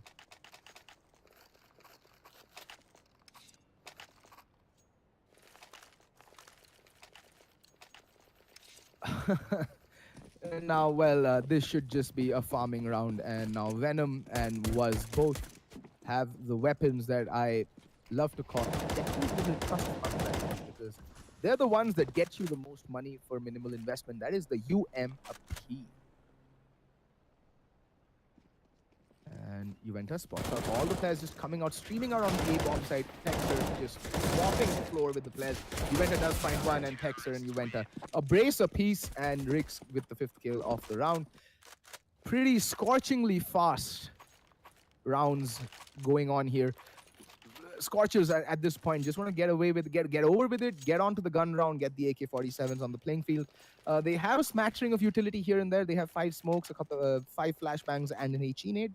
Not the best in terms of utility. Add another flashbang to that mix. Now it's just, I think it's 7 flashbangs and 5 smokes and an HE nade. So not the best in terms of utility. And it's gonna be a fast play towards A, it seems, because, well, look at that. Rix already pushing up into A mains, taking a very aggressive position, and the push is just shut down instantly by Mythil, landing a 2-man spray down. Rix in the meantime does get 1 kill, and Juventa trying to get another, but he is gonna whiff and whiff hard. Monster in the meantime is gonna find Rix, and now Venom all alone in a 1v4, although Mythil is so very low.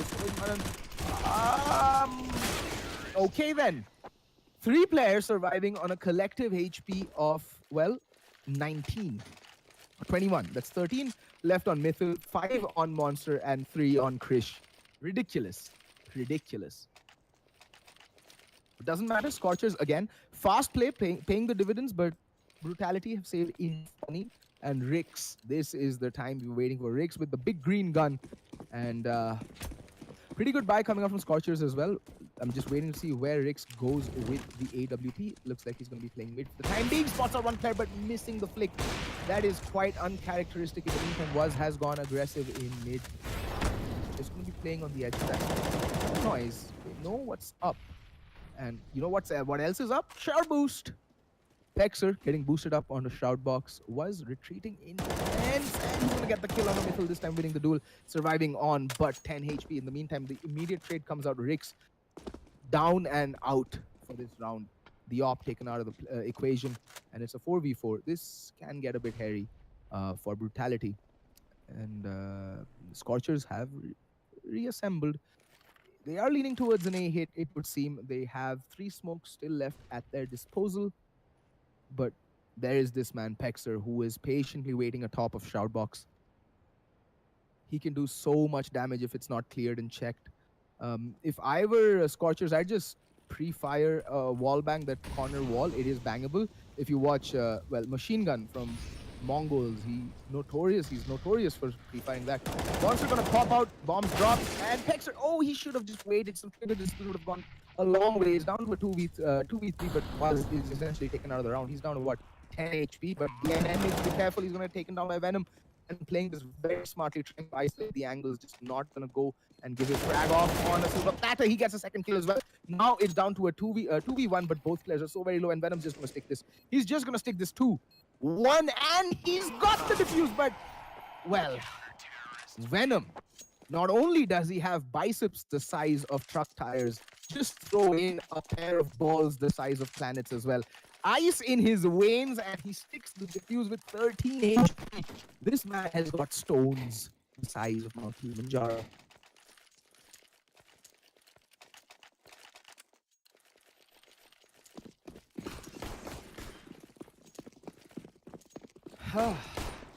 Well, that bomb plant does allow Scorchers to go in with a full buy. By that, I mean at least they get to put AKs across the board. And same with Brutality. They do manage to put rifles on the table, but the utility is sorely lacking. And in the meantime, Rix does get the kill on Monster.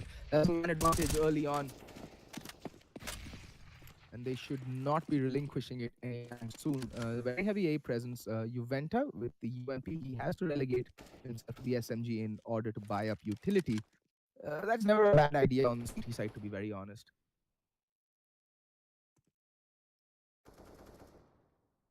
In the meantime, again, Scorchers setting up for an A place. Slowly but surely, the bomb is edging ever so close to the A bomb side.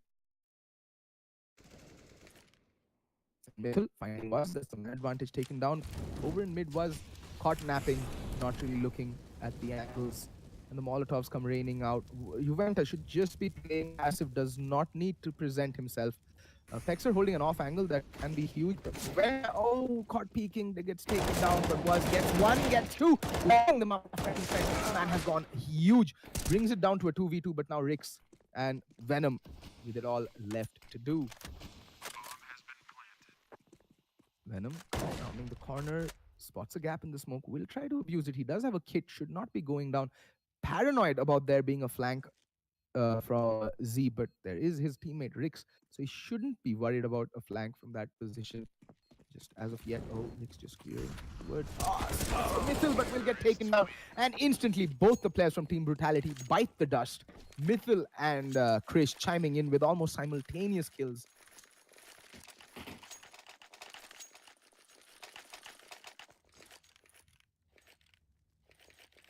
And Brutality, dire is the state of their economy. They will have to go for they're looking at a double eco actually. Venter forcing it up regardless, buys up a deal. So let's just follow his POV for the time being. Will we see those sweet one digs? Alright, one getting spotted out, but Rix, that aim punch, taking his crosshairs to the high heavens. You know, Texer, the lone player over towards the A-bomb side with nothing but a USP. I love this skin though, the kill confirmed. What a beautiful skin. And in the meantime, Juventa, that Deagle not really being able to put too much use. Venom picks it up, the curse being transferred onto him as well. Manan in the meantime finds was, and now it's all down to Pexer, who has nothing but a USP and a dream. There we go, that dream gets shattered pretty damn quickly. Mythil with the final kill of the round. Monster with a quick brace for that eco bash. And like I said, it's going to be a double eco. Juventa again buying up a deagle. I don't know what's his fascination with the hand cannon. It's pointless. It's pointless, especially without body armor.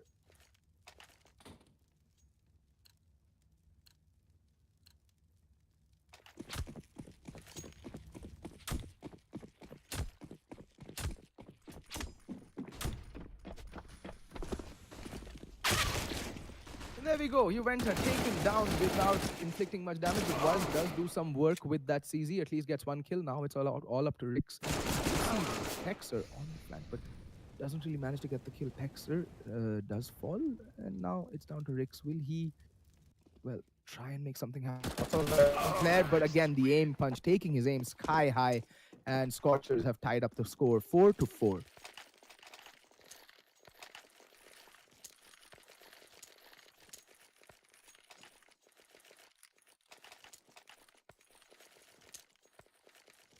Yeah, scores are tied. Gun round for Brutality, and well, full buy for Scorchers. Their money is starting to get out of hand. 9,000 on Krish, 7 on DNM and Monster, and 6 on Mythil. The only player who is left wanting for economy is Manan, who's on $2,700. So Brutality need to win a couple of rounds in a row to try and stem the flow of money and rounds coming in from Scorchers. It is their map pick. You would expect them to be, you know, battening down the hatchets and just holding on. It's a pair play towards Squeaky. It is going to get opened in but a couple of seconds. Bomb is also in Squeaky, so for all intents and purposes, it is looking like it's going to be an A hit. And you went, there's a double man presence here towards Forklift. One playing Heaven, one playing close. Forklift needs to be careful. There we go. Monster getting spotted out. The flashbang comes in.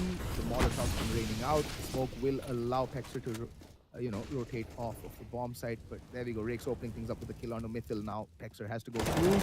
Gets one. Can he get more? Spectating a default gun. Right here. Pexer gets the second as well. Krish in the meantime finds Juventa, but Pexer gets his third for the round. That's going to leave Juventa, DNM all alone in a 1v4 with 6 HP. Gets the kill on DNM, but that's all he can manage. Sorry, gets the kill on Rick, sorry. But that's all he can manage. Pexer with a huge 4K that round holds the ship steady and guides Brutality to their 5th round.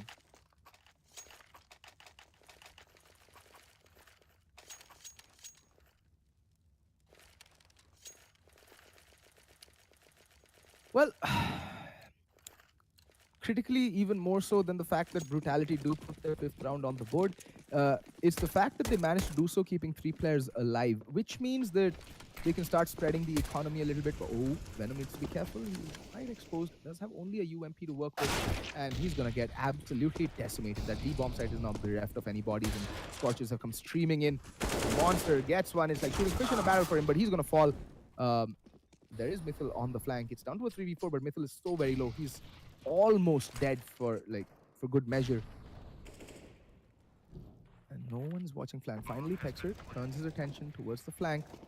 Mythil just waiting for the right opportunity and then got caught with the nade out. Caught with the nade out, and Mythil pops up at just the right time. And Rix is now all alone in a 1v3.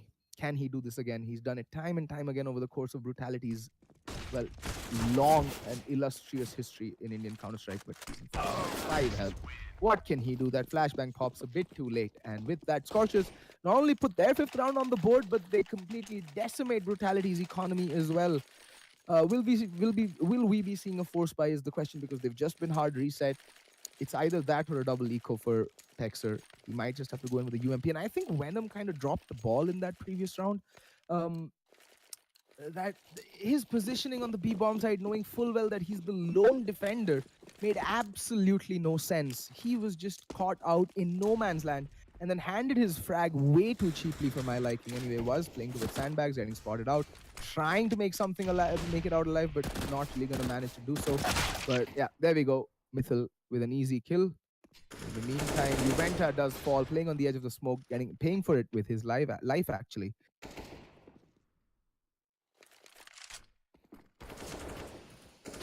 In the meantime, they're all just falling like flies. Venom gonna push the smoke as well, and he's gonna come out and be greeted by Mythil's welcoming AK-47.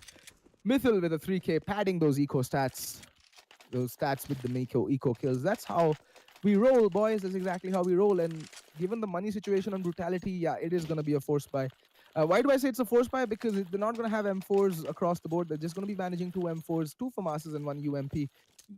Decent amount of utility. I think Venom should just be picking up a kit. I think he still has $400 left in the bank. There's no reason for him to take that $400, carry it forward. Just pick up a kit, bro. Just pick up a kit.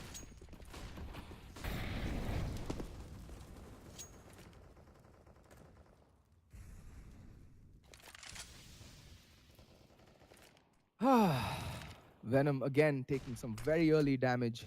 Just chilling in the smoke, but well, Monster is playing in Sunroom. He's just here to mark the flank because, again, Bomb is all the way in Squeaky on Manan. So it's going to be an A hit. You know it. I know it. Everybody knows it, apart from Brutality, because they can't see through walls.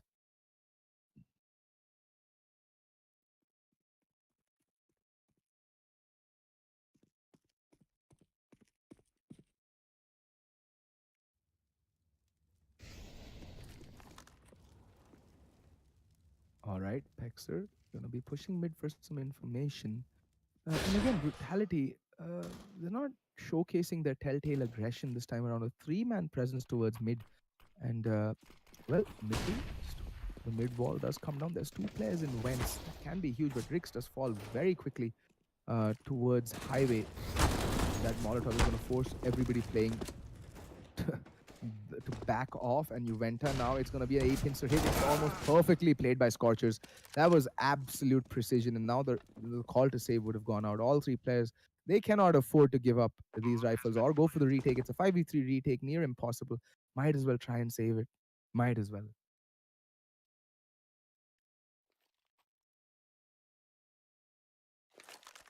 And like I said, it's so precious when YouTube chat thinks that they can beat these players or even, play at the level. It's just so precious. Anyway, Mythil just lining them up, getting the 2 kills. The save, for all intents and purposes, will be denied right now. Pexer, the lone survivor in Sunroom, he's getting swarmed. And Mythil, my god, this man's on a roll. 3K back to back for him. The earlier one was Nico Bash, this time a fully bought opposition. And he mows them down like he's a harvester going through the fresh Rabi crops, just not giving a damn.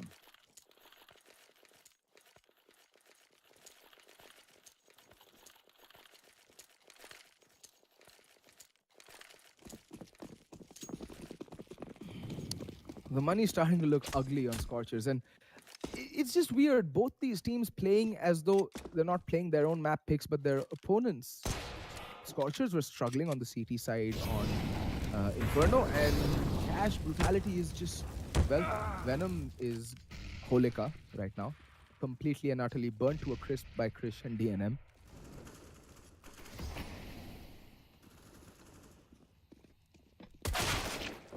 There we go. It's an eco bash. What's more to say about it? Mythil is going to come peeking through the smoke, and Manan and Mythil are just going to have a field day.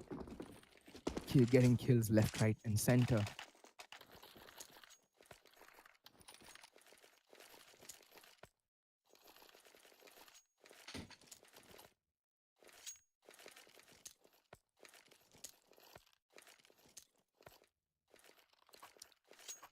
All right, Scorchers starting to run away with it. Brutality finally with a buy. They need to reevaluate the way they've been playing. They're giving too much respect to Scorchers, getting them too much map control. There's no aggression coming out from them. It's not the ideal way to play. Anyway, Venom taking some really... oh my god, Venom needs to reevaluate the way he's playing the B-bomb site. He's just getting overwhelmed round after round, and they need to put more bodies on the B-bomb site. It's just not working out for Venom, being the solo defender towards B.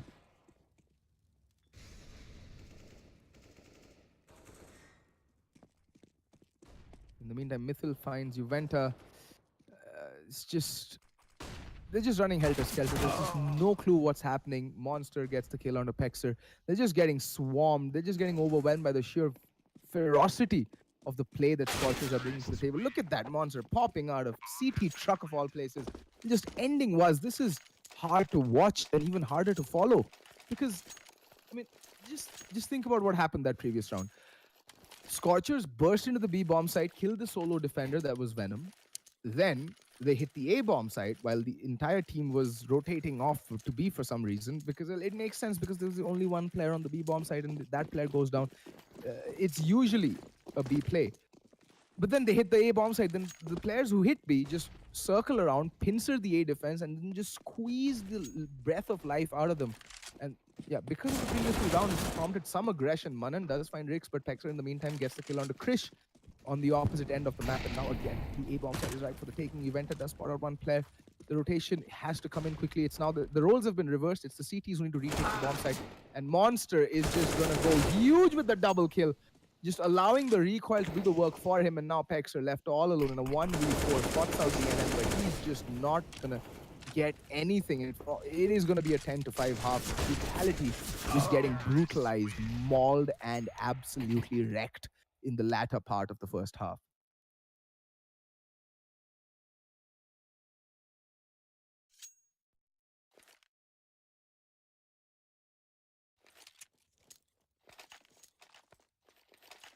Just fast plays, folks. Just fast plays. Just brutal plays. Pardon the pun. On part of Scorchers.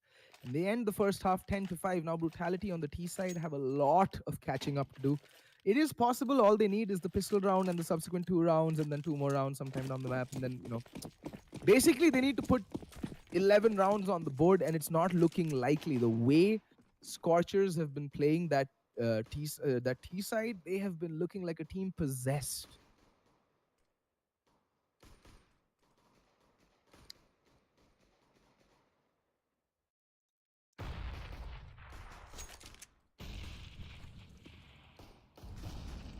Alright, well, it is going to be a retake play towards the A-bomb side. 5 players staying alive and the bomb goes down. It's going to be a 5v5 retake situation. And Manan is on the long flank. In the meantime, the action is happening towards highway and towards the truck. So Nikhil finds one, Venom finds the other, going for the reload, going for the aggression, and he's gonna find Monster, who got caught in the reload himself. Just 10 bullets left in the clip. The smoke off gonna come in, but Tex are playing a nice off angle, but Venom, oh, with the USP, barely trying to just make it out alive. It's down to a 1v2. Krish, 12 HP, with 12 HP, getting shot in the knee, Skyrim style. Krish used to be an adventurer like the Dovahkiin, but then he took a bullet to the knee from Venom biceps. And when you take that hit, you're not coming back up anytime soon. Brutality winning all 4 pistol rounds till now. 2 on this map, 2 on the previous map. And now they can actually start stringing rounds together and reducing the round deficit that Scorchers have put on the board on their T side.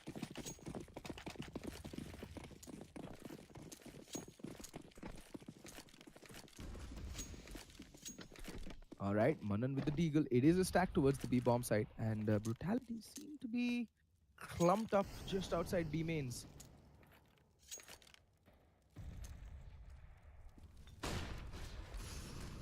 All right, it is going to be a beat play. Manan getting spotted out. He does have a deagle to play with, but there we go. Pexer gets the kill on Manan. But DNM, the third player on the B bomb site, he's getting 2 kills. Get 3. What?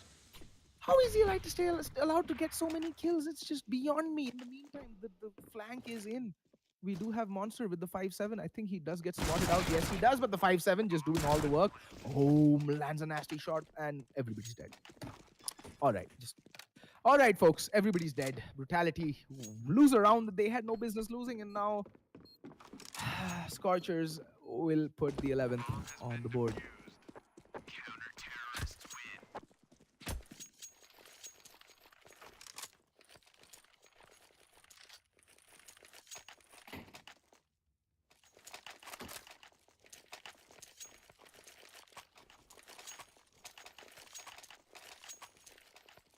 Anywho, Brutality completely shat the bed in that previous round, and Scorchers just making the most of it. I mean, how does DNM get 3 kills from one static position?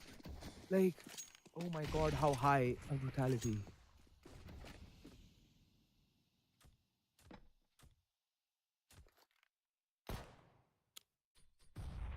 Gaming Freak, let me just call you out here. No, you cannot. Not even in your wildest dreams can you play better than any one of these players in this server.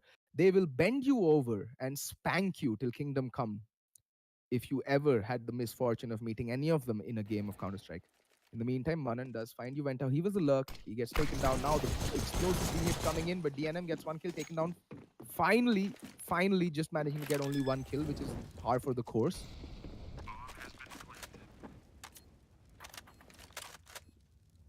And now it's a 3v3 retake. They don't have armor though. That's gonna be a problem. And the post plants aren't the best. Two players playing from the side. Pexer already getting taken down, and what was that? And now Rick's left all alone in a 1v3 with a P250. A P250. That's all. And he's just going to stay alive because they're going to stick the defuse. Why bother? Oh my god, look at the meat shield coming in from Scorchers. They're just dancing in front of the guy defusing the bomb, not allowing any of the bullets to sail through. But Brutality, finally, because of the 2 consecutive plants, will be able to get a proper buy on the cards.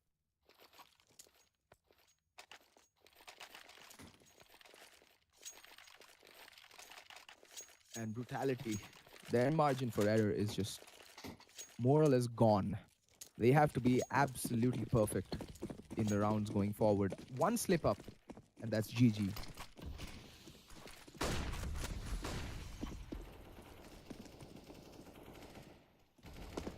All right, Manan. I'm going to try and peer above the smoke, but it's not going to allow him to peek. And that nade is not really going to disturb him at all. Still full HP across the board on all players. In the meantime, is just making a lot of noise towards B, just unloading his entire stack. Managed to make his way out of it.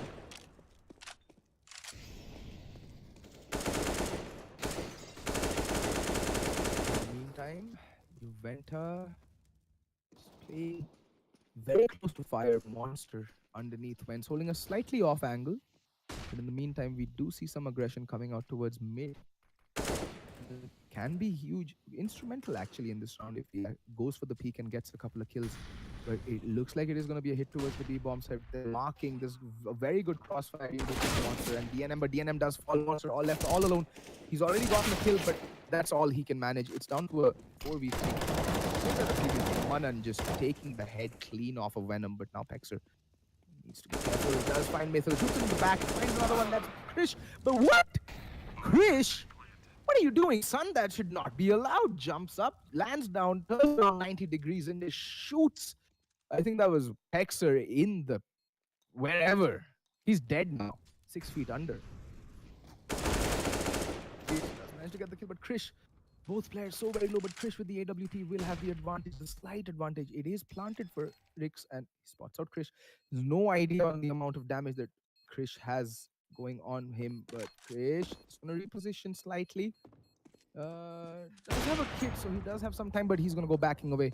There's just not enough time left on the C4. Rix has done his job. Will he be able to get out of the blast radius? Yes, he should be. And yeah, just takes 1 point of damage.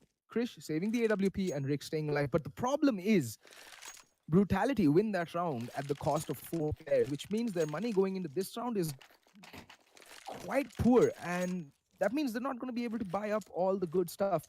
Scorchers' money isn't that great either, so both teams are in dire straits in terms of their money.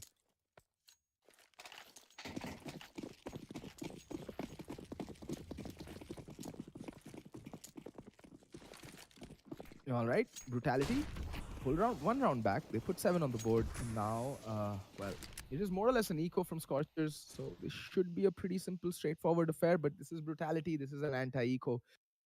I don't trust myself anymore to call this round, especially when Brutality is concerned.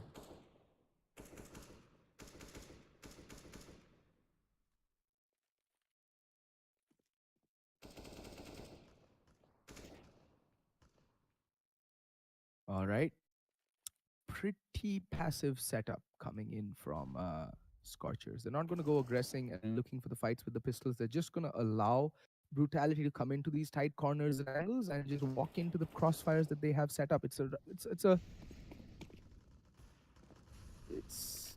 a good idea, but I mean, it all comes down to the execution at this point. Was taking a spot of damage. I think it was nade damage with Krish down to 43 points of health. That is gonna hurt.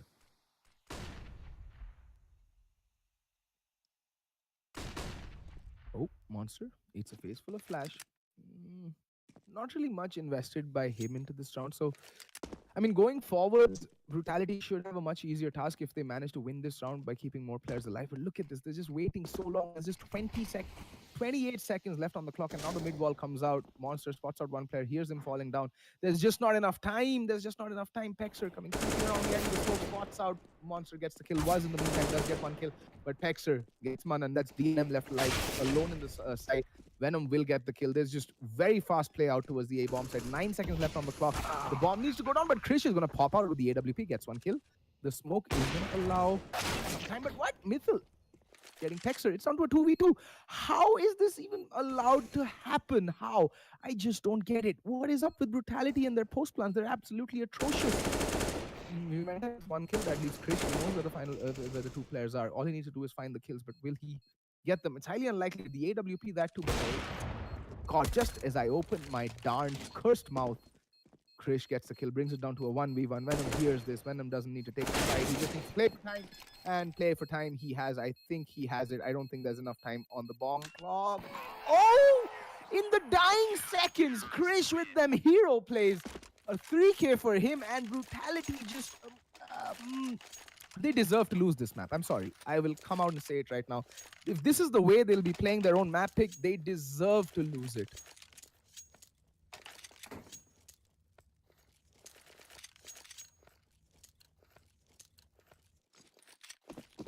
There's just absolutely no excuse for allowing Krish to do what he did. Take nothing away from him, from Krish. He played that perfectly, but that was absolutely horrible play coming out from Brutality, allowing Krish to get that 1v3 clutch. Venom though, barreling his way onto the bomb side, gets the kill onto Krish, but Mithil does get the refrag. No support coming in from the rest of his team. There's absolutely no communication. It is a 4v4, but the weapon advantage squarely in favor of the CTs, and Manan popping out. Juventa, I don't know what he's trying to do.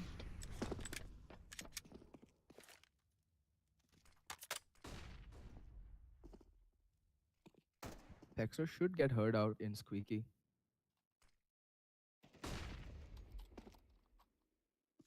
And oh, Rix gets the kill onto Mithil. In the meantime, Juventa gets the kill onto Manan. I think we might be seeing another eco turn of events. All right. Rix just giving up his life a bit too cheaply, in my opinion. In the meantime, Juventa does find Monster. Two players push up, and Juventa, the hero plays. Finally, some communication, some teamwork coming out from Brutality, and they win. Around 18-13 is the score, and Scorchers' money's gone. So this should be an easy round for Brutality, but seeing the way they've been playing their anti-equals thus far, I am not optimistic at all.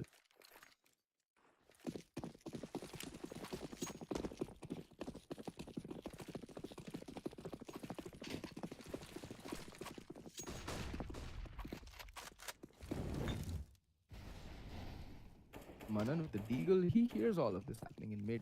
They need to be careful. Be careful. Manan just playing on the edge of the smoke. Playing with fire and decapitates Rix in an instant. Rix is dead, but Texer and Juventa do find a couple of kills. Was finding Monster as well towards the towards B main. That leaves DNM all alone. And Was is gonna go testing the waters. In the meantime, Krish does find Juventa. And oh, lucky. That is Lady Luck just smiling down. In the meantime, Krish does have bomb control. Venom is gonna come around the corner and luckily gets the kill onto Krish. In the meantime, DNM, the lone survivor with a P2000, should not be able to get any kills. No, he doesn't. Texter able to spray him down with the M4. With that Brutality, put 9 on the board, and now the buy will come out from Scorchers, although it will be a muted and muted. Am I going to see a double eco coming out from Scorchers? That is completely unprecedented territory for Scorchers. Actually playing a proper economy game. Interesting. Just upgraded pistols. So for all intents and purposes, this should be 10-13 for Brutality. But then again, it's an anti-eco, it's Brutality. You might just see Krish get a 5k lineup play down with the CZ. Stranger things have happened, you never know. Alright, Manan gonna go pushing. Oh, playing aggressive. Oh, Petty. Good night, son. Good night. But was and when. What is this obsession with flashbangs? Jesus, use cover. God damn it.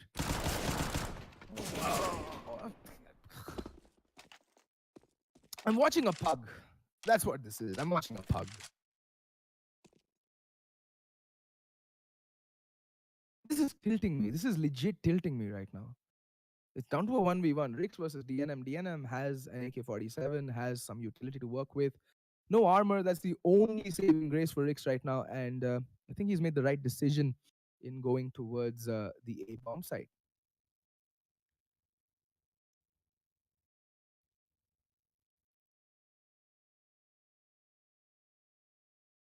Or is he, is the question. So Rix, I think finally deciding on the A bomb site. DNM hasn't moved a muscle. And finally, as I say that, he's retreating, making his way to the B bomb site. We'll clear it out. Rix, with 30 seconds left on the clock, should be going for an A main plant. That smoke. Oh, he's going for a highway plant. That's smart. But where will he go is the question. DNM, the long range encounter. Rix should be the one coming out on top of this skirmish. Not landing a single shot. What is even happening? Finally, Rix gets his shit together and clutches this round against DNM. And again, a very messy round coming in from Brutality. And it's 10-13.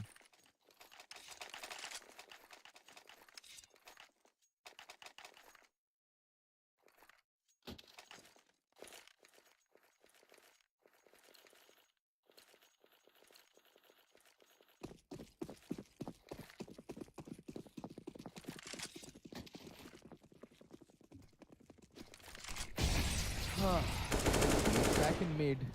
Rix taking a bit of damage, but oh, returns in kind. Monster down to 15 HP.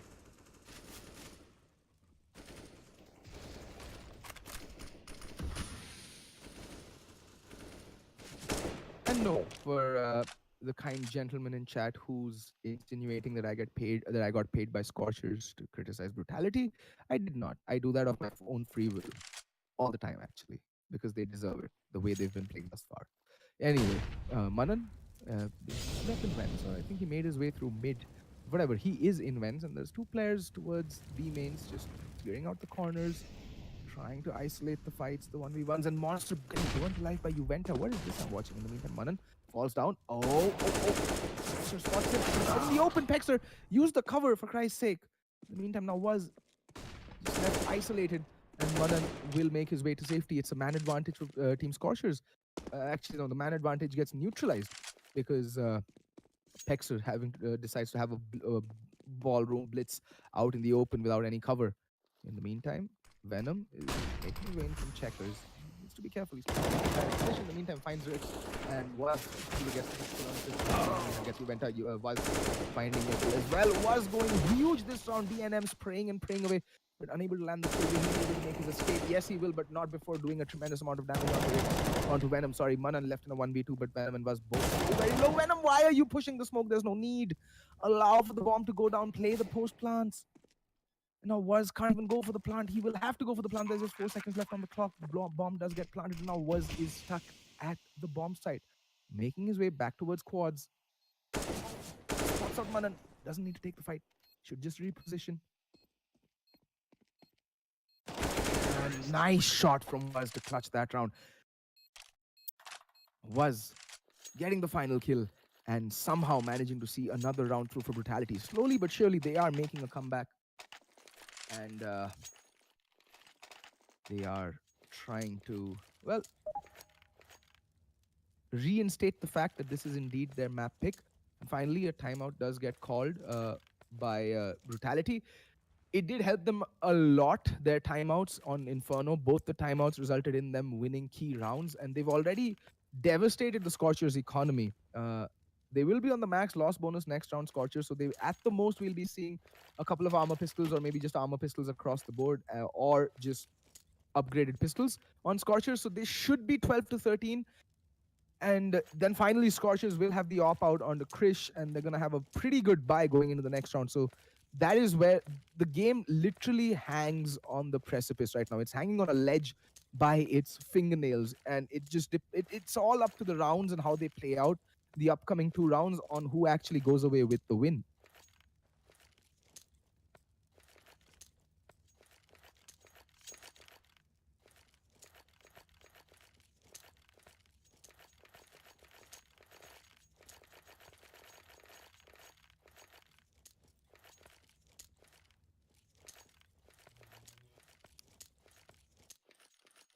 Yep, it is just going to be upgraded pistols, at least for 3 players for now. There's 5 seconds left on the timeout. It is deep introspection time for Brutality. I think what's being talked about is whether they should have Cash as their map going forwards, because they've dominated Scorchers many a times on this map in the recent past. So I don't see why they're having such a difficult time of seeing them through.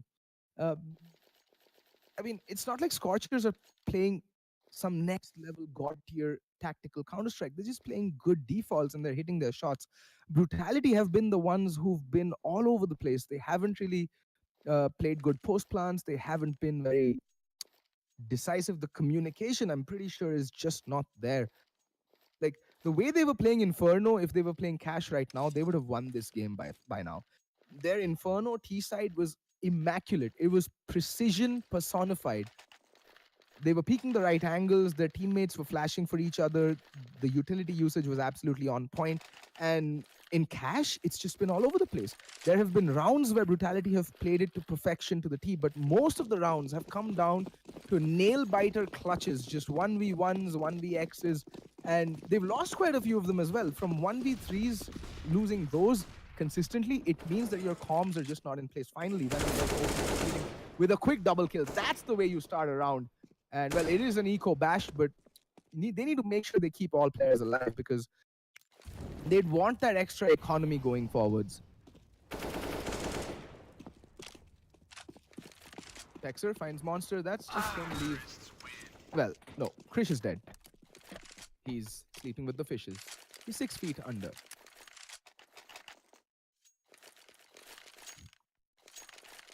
I love gaming freaking chat. He's just sad that no one wants to hear him, possibly because he can't talk or speak, string two sentences in English together. And yeah, I'm pretty sure it's just jealousy that no one wants to listen to him or even offers him to cast a game. But it's okay, mate. You have your skill set. Clearly, yours is conspiracy theory and the fact that you're a fanboy. But it's all right. It's okay. Anyway, Scorchers with a buy, Krish with the AWP. Monster's gonna be pushing in to A mains. He's gonna climb up, but no one's marking it. Oh, he spots Juventus' head.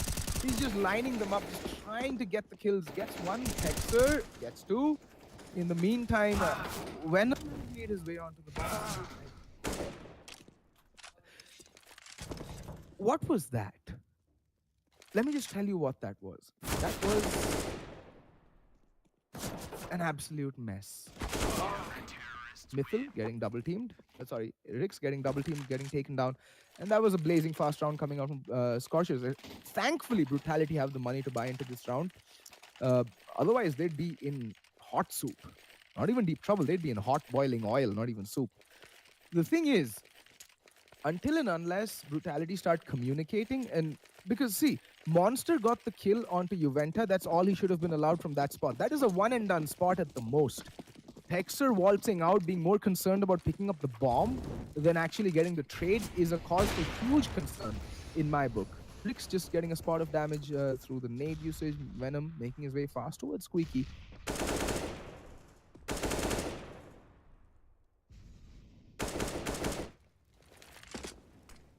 And all right, Manan. Hexer unaware. He's not aware. He's gonna get scalped. Yep. Down goes Pexer, Manan getting an easy frag. And this is what I'm talking about. No one's watching their teammates' back. They're just playing very isolated CS. And with that, the man advantage, again, squarely with Scorchers. We do see Juventa getting boosted up. Will he get the kill? Again, in the meantime, finding Rix. That's a two-man advantage. Finally, Juventa pulling back one-man advantage. Is onto a 4v3. But again, it's just so disorganized from Brutality. They're just all over the place. Look, Juventa trying to make a play towards the A-bomb side while the bomb makes its way. Juventa just caught out. No man's land. Venom a bit too late on the pincer. And he's just going to find one. Monster and DNM are going to clean up the rest of the team. Final round, possibly, because that's map point for Scorchers. And it looks like we're going to go to map 3.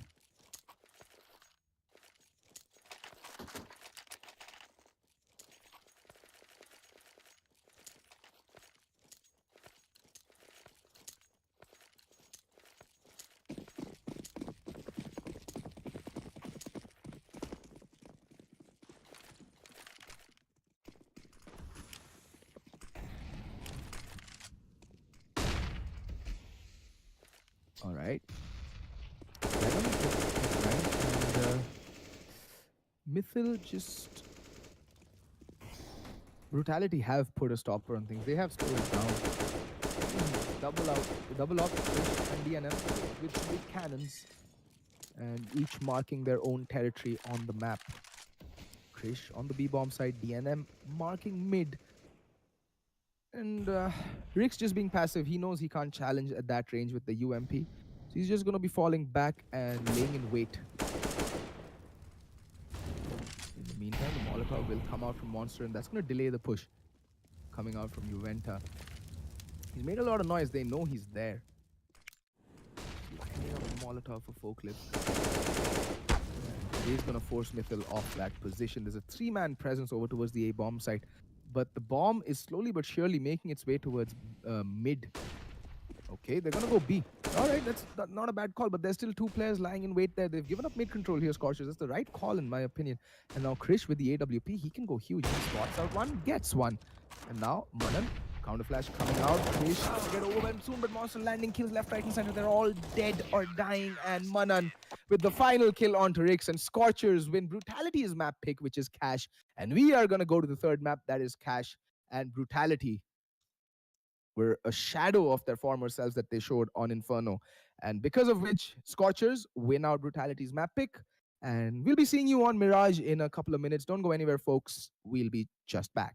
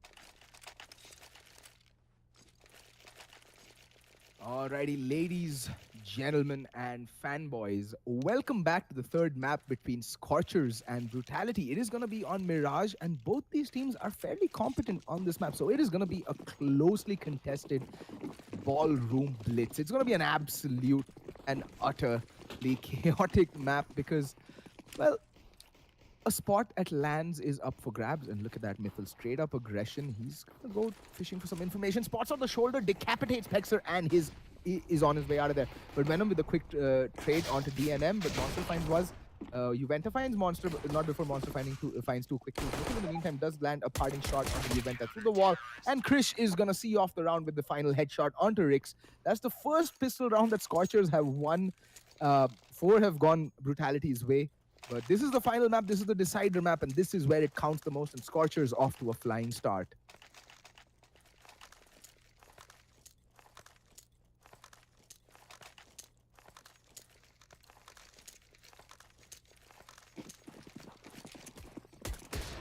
Alrighty. So far, so good for Scorchers. Oh, Krish gonna get the information out towards mid, and is gonna fall back. But DNM is going to take his position. He has a FAMAS. I don't think he knows what his next way is. Ladder room was going to pop out and take DNM's head clean off. In the meantime, it's down to Mythil, who is going to fall to Venom. And it looks like the tables have turned. Brutality now on the verge of winning an anti-eco. Krish has something to say about it. Does decapitate Pexer. In the meantime, the bomb is still going to make its way to the B bomb side. It's a 3v4. The weapons advantage squarely with Team Scorchers, although the positional advantage lies with Team Brutality. They have good post plants coming in. Manan though watching for the flank, but Rix just too quick for Manan. He does get the kill, but then does fall. Rix trying to contest Monster, trying to keep him at bay. It's a 1v3, but Monster will just chill. He's gonna wait till he finds the kill onto Rix. Rix is just toying with him. He doesn't need to present himself, and I think Monster will fall back and save the FAMAS and the armor.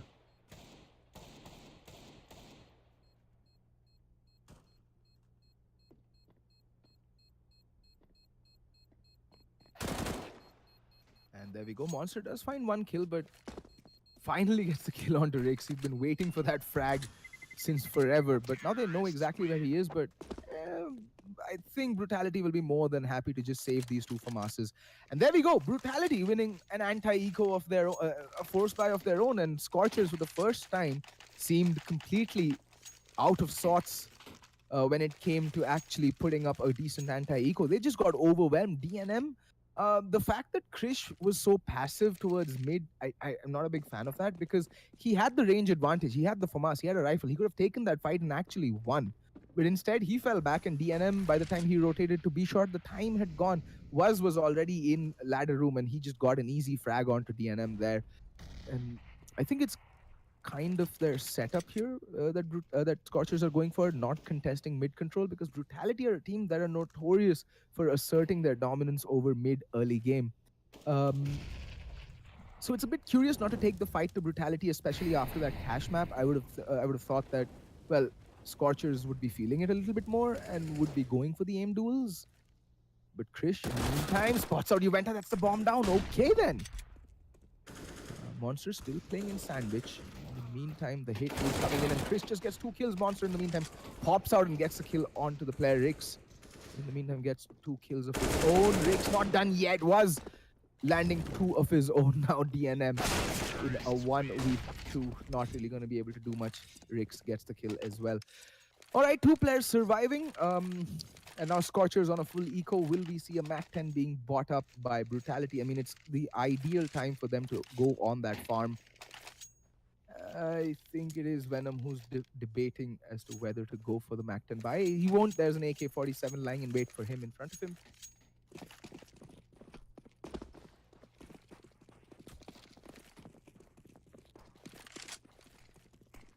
And yeah. Again, being asserted. DNM poking his head out for information, and all of a sudden finding it rolling on the floor right beside him. Krish, in the meantime, just dancing. Dance of death is what is going on with him and Venom. 11 bullets left. With a nade out. but he does have his teammate for cover, and Manan getting taken down by Venom. Tapper, tapper, tapper, easy as they come. Eco frags for days, and look at this monster on his own pilgrimage. Has pushed Palace. He's getting some information, but the bomb is making its way towards the B bomb site. And Mithil and Krish are holding it. Krish very low though. Be careful. He's gonna get taken down. Mithil in the meantime does find one frag, but Pexer is there to take him down. Now Monster on the longest flank of his life. The pilgrimage must come to an end, and it will come to an end towards apartments. Venom is marking the backstab. He's gonna spot out Monster very soon. And indeed, he is now marking. Oh, Venom needs to be careful. Makes his way out just in time. And Monster is just set up for exits. He's not interested in taking the fight. There's no point really. It's 4 AK-47s. So might as well just try your luck on the exits. Venom though is going to come around in the corner, and he's going to crouch spray the ever-living shit of Monster. All right, 3-1 Brutality. Off to a decent start for a change. And Scorchers now will come in with their buy. Okay, so this is a smart move from Scorchers. They know that Brutality are favoring the AK-47s going into these rounds, so most of them have opted out of the head armor and have instead decided to pick up utility. Monster with the kit as well. Yes, still, even though they've given up the head armor, that's just $350, so their utility is still sparse at best. But at least 5 smokes, that means they can delay pushes for a couple of more seconds. In the meantime, we do see Pexer here just marking for that A main push, because it is par for the course, right? When as CTs, your utility is limited, you would want to go for the fast plays early round, their aggression, so that you can get the man advantage and fall back. But Scorchers are a team that, I don't know, they play very passively on Mirage, especially on the CT side. Most of their aggression is reserved for their T side plays. And why not, right? With players like Monster, Manan, and Mithil, you have so much firepower that it's just unleashed every T side. But on the CT side, they're very reserved and very tempered in their aggression. I'm not saying, I'm not really commenting on whether it's a good or bad thing, but when your utility is so sparse, you need to make plays. You cannot just sit back and play defaults. I like Monster's position. He is playing sandwich. It's one of the more commonly overlooked positions, but Monster is burning alive, and good foresight. In the meantime, Juventa does find DNM. That means Manan all alone. He's going to pick up a frag. Krish in the meantime gets Juventa, and now Rix is stuck, and not for long though. He's going to decapitate Manan. That heads will go rolling is the... But why is Pexer on the T-bomb side trying to sell the fake? Krish is in a 1v1, and Pexer needs to stay alive for as long as possible until help arrives in the form of Rix. And Krish, Pexer just playing it so smart, but Rix, there we go. Good play, good team play coming out from Brutality. They wait, and at the very last moment, Pexer just staying alive till Rix can come in and swoop in and save his behind, because he was on 12 HP. A brisk breeze in his general direction, and Pexer would have fallen like a house of cards in a tornado, but Rix's rotation is what saved him. And the way Pexer played for time was absolutely crucial. 4-1 is the score, and Scorchers again broke, absolutely devastated their economy, resembling that of a third world African nation, and it's not good. It's not good. So they are going, a couple of players have bought up armor pistols. They will be on the max loss bonus in the next round, so they'll get $3,400. But Pexer, marking B shot, he needs to be careful. Does have the tag, but he's getting the worst of the encounter there, coming off with 41 HP. In the meantime, Juventa finds DNM. And Krish all of a sudden losing his head. Pexer, snap aim. Mithil playing on the edge of the smoke will fall to Pexer as well. And 5 rounds on the board for Brutality. Slowly but surely, they have started to build that round lead. But now instantly, this is so reminiscent of Asian CS in general. You lose your first gun round, the next gun round, double ops immediately, DNM with the AWP, and will they be contesting mid? DNM does have a very good spawn for mid, so he should be taking that fight. Rix yet to pick up the AWP. I mean, why bother with the AWP when you're when the AK-47s are doing a good enough job? And well, DNM gonna miss that first shot. He's gonna go re-peeking again. That's ballsy of him. There's a lot of aggression, but Venom gonna get taken down by Manan. Manan just holding the fort. He's batting down the hatchets. The one-man army in Alamo. He's gotten 2 kills. Can he get more? Lines them up. Oh, does a ton of damage, and Mithil and DNM there clean up the rest of the team. And now Was is left wondering all by his lonesome. Where did my team go? They were here a second ago, and now they are dead. They have ceased to be. They're 6 feet under. They're pushing up daisies. Well, it's time for a 1v4 clutch time. Was it's time to go beast mode. Flashbang out. I mean, it's unlikely, but I mean, a man can dream, can't he? That Molotov is gonna buy him some breathing room towards B short, but I mean, why will Scorchers present themselves, right? They're all on 100 HP. They have a huge investment going into this round. It is in their best interest to play as passive as possible. Where is Was aiming? Anyway, Mythil gets the kill onto Was, and that's the second round on the board for Scorchers. Money still very good on Brutality, so they can easily buy into this round and break Scorchers back. But the fact of the matter is, Scorchers won the previous round with 4 players kept alive. So that means their economy is decent. It's still not good by any stretch of the imagination, because if they lose this round, they're going to be broken back again, and 3 players will be staring down the barrels of an eco.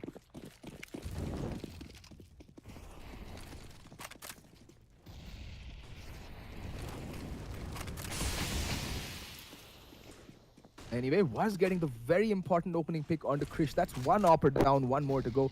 Was deftly dodging the grenade. And Gaming Freak, I really want you to open up a dictionary and look up the meaning of the word racist. I'm pretty sure you have no idea what that means. Anyway, Mythil caught looking down and around, will get put down, is down to a 2v3. B bomb site control has been wrested from the hands of Scorchers. Was now manning the fort until the backup arrives. Bomb has been planted. Was just playing on the edge of the smoke. Brilliant flashbang to to put off the retake for a couple of more seconds.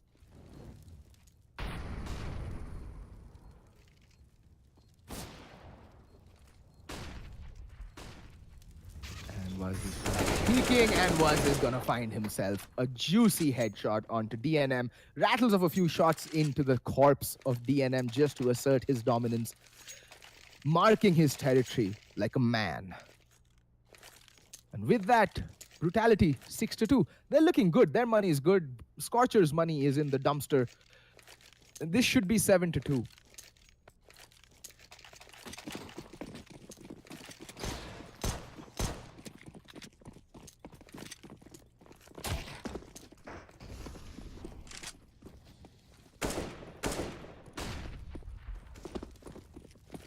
All right. Dexter alone. He's just trying to make something happen. In the meantime, Juventa making a lot of noise towards B apartments, trying to draw out the defenders towards his position so that, the players in mid, oh, that nade's gonna go sailing in and do a ton of damage onto DNM. That literally landed on DNM's lap. That is the worst kind of lap dance that a man can receive and reach E-nade. And, well, Texter will get 1 kill, but gets immediately traded out. But in the meantime, the A hit has come in on full force. Looks away at the worst possible moment. Could have gotten 2 free kills. Bomb, yes. Planted Venom, rattles away a couple of shots, but does not come out on top of that altercation. In the meantime, Mythil decapitates Juventa. Rix returning the favor in kind. And it's down to a 3v3, but DNM is so very low, 7 HP, and Krish on 24. They're not looking good in terms of health. Doesn't matter when DNM is hitting shots like that. All of a sudden, Was in a 1v2. Bomb getting smoked off, and Krish is taking it. And Was can't find him through the smoke. Finally lands the shot, and will go for the DNM. There we go. Was lands 2 kills through the smoke. Denied is the answer to that ninja attempt. No sparkles for you, Krish or DNM. Not today is what Was is saying.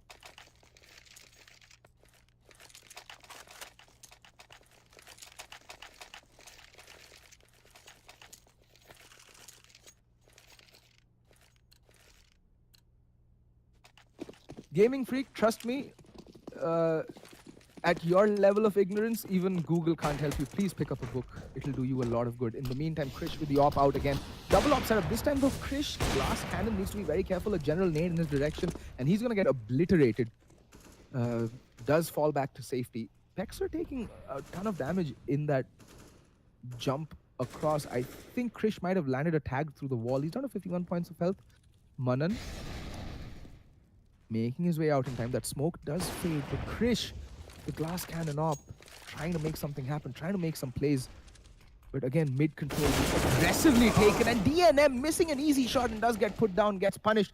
And the B bomb site again just completely open. It's like the Lincoln Tunnel right now, and Team Brutality are just 18 tire trucks just rolling in, honking in their presence. And Scorchers are just capitulating. Mirage, it's a CT-sided map. How? I mean, here's the thing.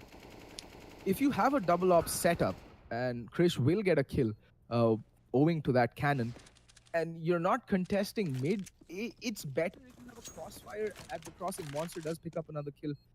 So it is down to a 3v3. Brutality are kind of giving kills right now. They're just feeding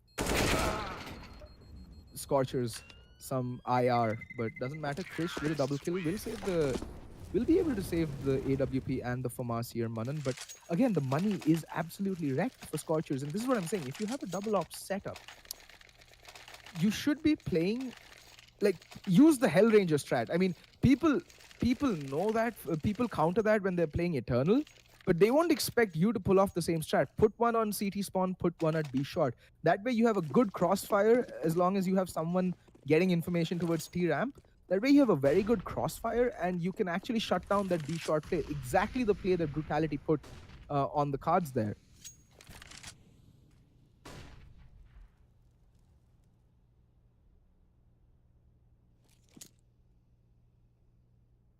And finally, we're going to see some aggression. Manan holding very close to the smoke. He's going to go pushing into A ramp, and the T's are just running around like headless chickens. Still a T spawn. We do have Venom marking for that mid push in case someone does come their way. And this is a good crossfire setup between Monster and Manan towards A ramp. They'll be avoiding the flashbangs. They're gonna blow up behind them, and Shadow getting spotted out. Monster completely blind, but Manan missing an easy spray down. But Monster is there for the refrag. The trade does come in, but Rick's ready, and he's gonna decapitate Monster. DNM trying to make something happen. Venom, I don't know where or whom he was shooting at. Definitely not the player that was shooting at him. That was DNM. And now in the blink of an eye, it's down to a 3v3. Rick's on just 1 HP. 1 HP spots out Mythil. Needs to be very careful. Fake flash comes out. Mythil does not take the bait. I think he's trying to fake flash yet again. Mythil does get Pexer. In the meantime, down goes Rix, and now it's all down to Waz in a 1v3. Okay, they know exactly where Waz is now. It's gonna get really difficult for him, and indeed it is. Krish does get the kill. And that's the third round on the board for Scorchers. Getting the third round with 3 players alive, that is crucial because, well, now they can actually spread out the guns and have a decent buy going into the next round. They will still be very broke, but at least all the 5 players will have rifles on them.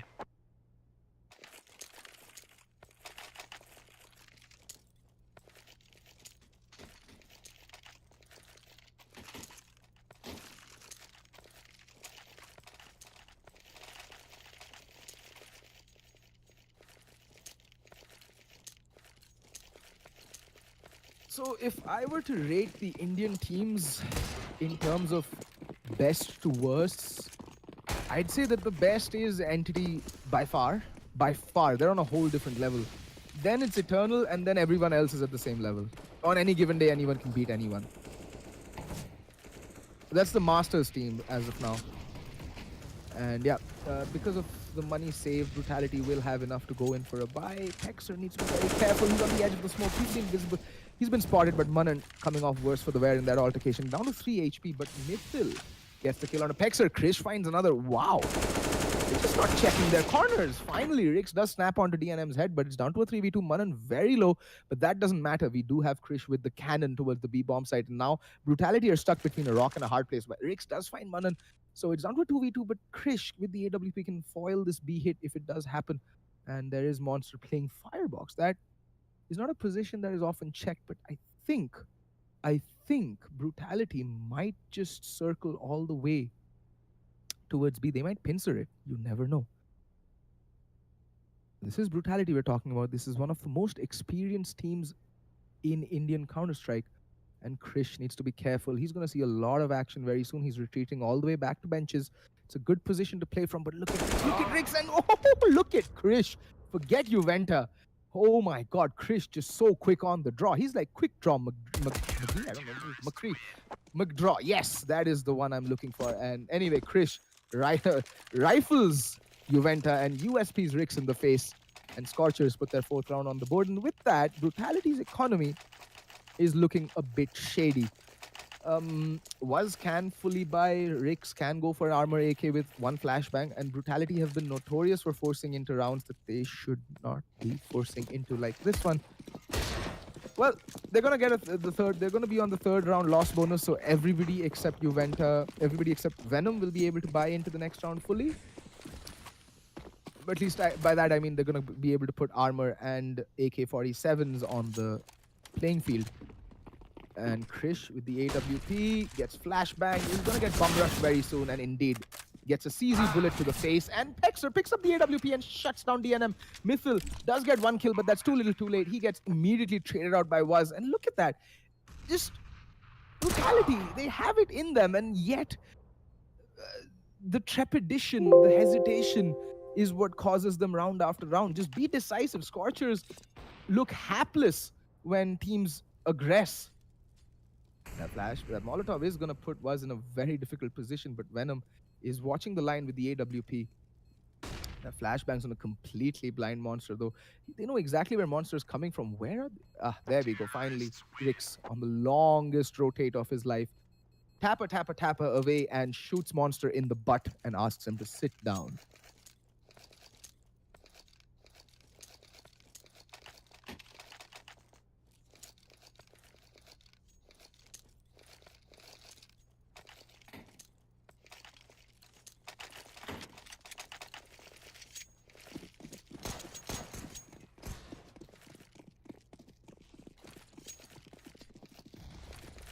Wow. Aggression. That flashbang's going to save Monster's life, actually. That nade lands plump in front of Monster, but doesn't really do much damage. Juventa, in the meantime, has made his way up towards Palace. Should be getting a pretty easy kill. Oh, but that Molotov is going to give his position away. No one's under Palace, but they don't know that. Juventa doesn't know that. In the meantime, Pexer has made his way out. Juventa still not pushing out. He's just waiting for his teammates to execute. And get some map control, and then he's going to pop out and clean up the rest of the bomb site. But Monster hasn't budged an inch. He's still holding very aggressive, and Manan is marking that Palace push. He knows exactly where Juventa is.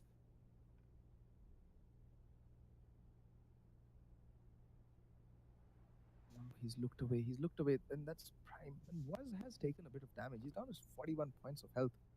Where is Waz is the question. Yeah, they're going to line up for the A smokes, but the way that Scorchers have set up this round with the pistols, the smokes are gonna land behind them.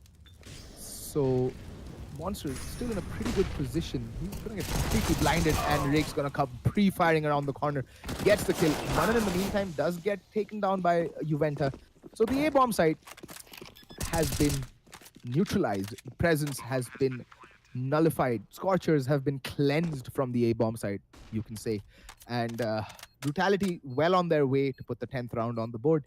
And this is a very impressive T side coming out from Brutality. They looked a bit shaky, a bit dodgy in a couple of rounds when when there was a bit of hesitation going in from them. They weren't able to decisively either, put the pedal to the metal. They were just, what's the word? They were just hesitant.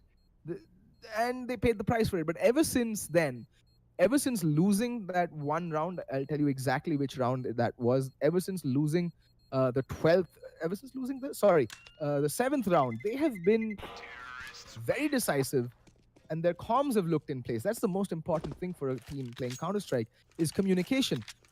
It was nowhere to be found on Cash. I think it might have come from overconfidence that it's our map pick, we're 1-0 up, it's game's done, boys. So they were very poor on Cash. But they have been nothing but pristine on this T side on Mirage. If they'd taken the T side they'd had on Inferno or the one they're showing on Mirage and ported it over to Cash, it would have been a 2-0 game, easy peasy, game done. But they were just not communicating. They were all over the place, and they paid for it. Now the final round of the first half, Scorchers with managing to cobble together whatever they can and put a buy together.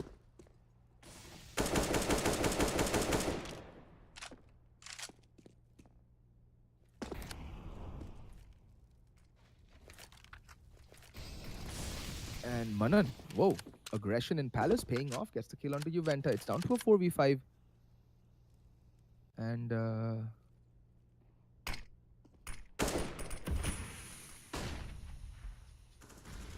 okay, Pexer gets the kill onto Mythil. So they've neutralized the man advantage, but DNM playing very cheekily, but missing his shots. And again, the B bomb side has been just looking so shaky for Scorchers, and Brutality have been targeting it like a weak knee for a player who has just come back from injury playing football, and all the beefy tacklers, defenders just going for that one knee for that striker. And it's paying off. It's paying off. They've won so many rounds on the back of this weak B defense. And now Monster in a 1v3 clutch. This looks almost impossible for him. He's going to try and tap away at Rix, but Rix is just going to say, nah, facial reconstruction surgery for you. Eat a 7.62 round to the face, son. And down goes Monster, and that's 11-4 in favor of Brutality. That is as dominant a T-half on Mirage as you can imagine. And Scorchers now with it all to do.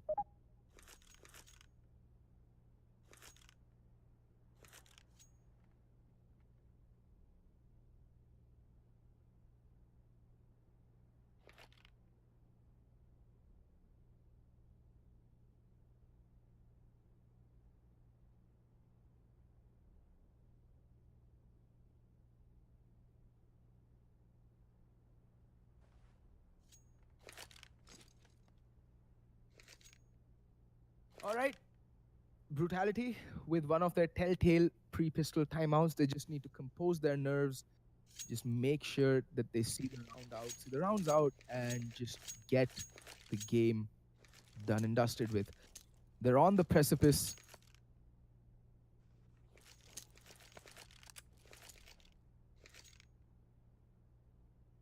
They're on the precipice of victory, and now they just need to consolidate the 5 remaining rounds, pardon me, I am weak at math.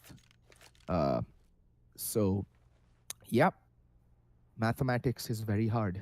Very, very hard.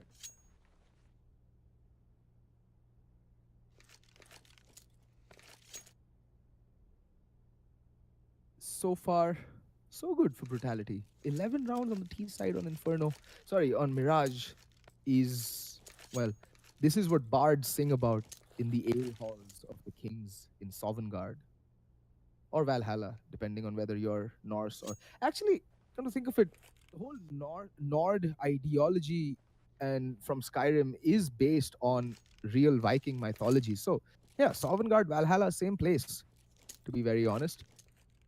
And Brutality haven't really bought anything. They're just going to be, chalking out the game plan for the rounds to come. They're on the favorable side. They're on the CT side on Mirage, and all they need to do is just see the game through. There's just very little left for them to do. They've done the bulk of the heavy lifting on the T side. And now Scorchers take a timeout. Okay, what? All right, so DNM is facing some technical issues. Yeah, Krish's ping is looking a bit dodgy.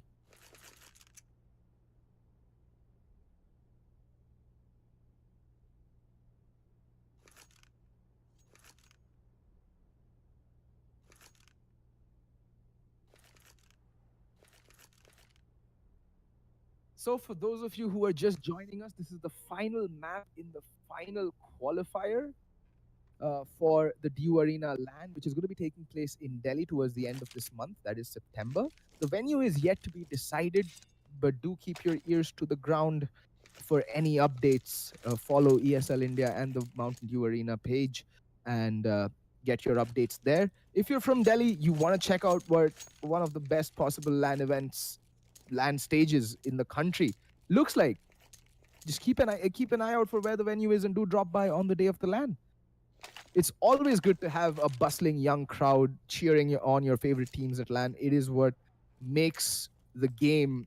You are the lifeblood of this fledgling sport that is esports. Without the fans, without the crowd, it is just like, a couple of kids playing video games.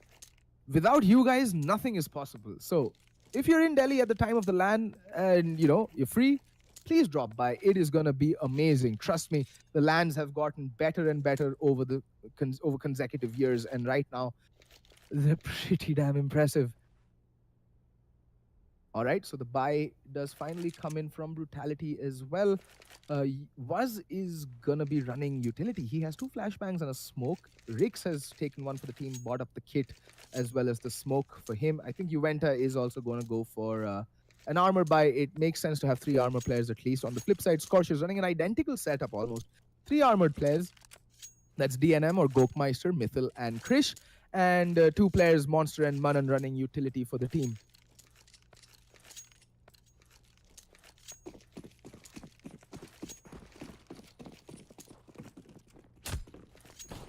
All right, folks, we are live with the second pistol round. It is where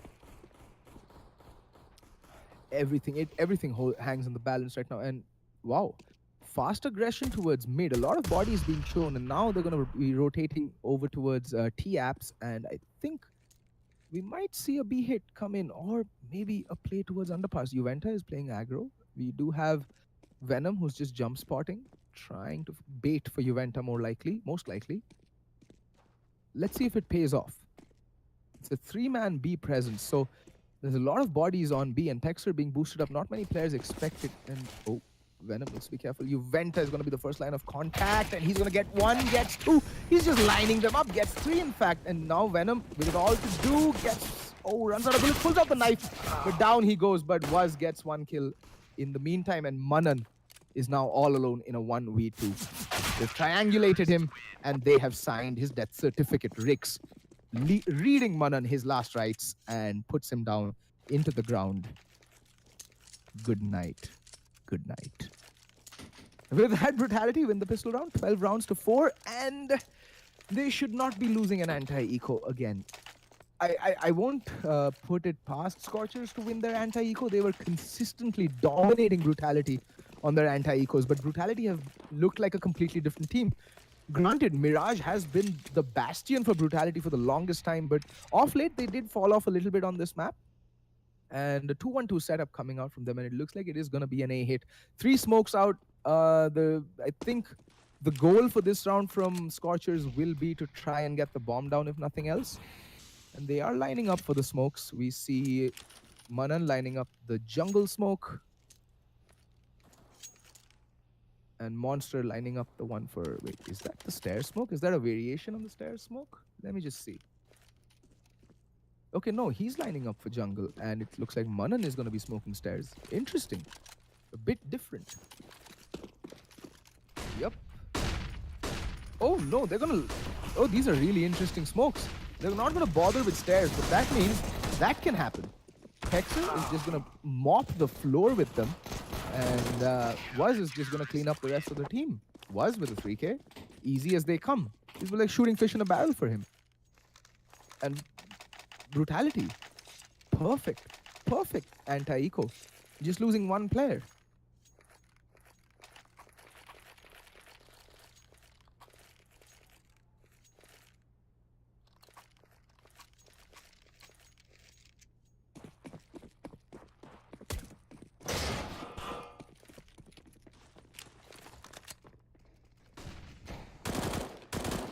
Yeah, now Rix is gonna go on a tear, gets one, gets two, pulls out the deagle. Aiming. Good. Aim.exe had crashed there for a second for Rix, but finally it gets back online, and Rix with a nice eco 3K. Nothing beats a good old eco bash in my opinion. It's just so satisfying to see eco headshots, the unarmored headshots where you see heads just explode like, if you threw a watermelon from the 10th floor onto hard concrete. And on impact, it just shatters. That's the exact thing I picture every time I see an unhead armored opponent just getting absolutely wrecked in the face with a gun. It's beautiful. That's why I love pistol USP headshots.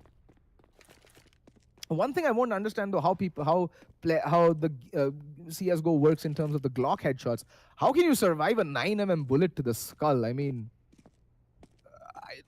not everyone's 50 Cent, right? 50 Cent. However hell he says his name nowadays. Alright, Rix just jump spotting towards mid. He expects there to be some underpass presence, and he's right. Brutality not really upgrading their guns all that much. They've just bought into utility so that, in case they do lose this round, they have enough in the bank to go for a full proper buy the next round as well. And look at where Venta was. He could have actually caught Monster off guard, but Monster, ever vigilant, ever prepared, and ever ready, was playing sandwich. And Pex are gonna go aggressing again. See, this is what was missing on Cash. Aggression. And whoa, Rix and DNM kissing through the smoke, Toba Toba. And Pexer gets the kill onto Mythil. They know where he is, and Pexer almost gets another one. But, well, I think he rattled off a shot. They don't know where he is. He's now, well, dead. He's also dead. Scorchers win that round at the cost of 2 players, so that means that their economy can get shored up a little bit. Yeah, they're going to have a good buy going into this round because 3 players did survive. That means rifles can be dropped, utility can be bought up, but their money, though, is going to look very shaky. And finally, Rick's out with the gun that I've been dying to spectate him with. That is the big green AWP.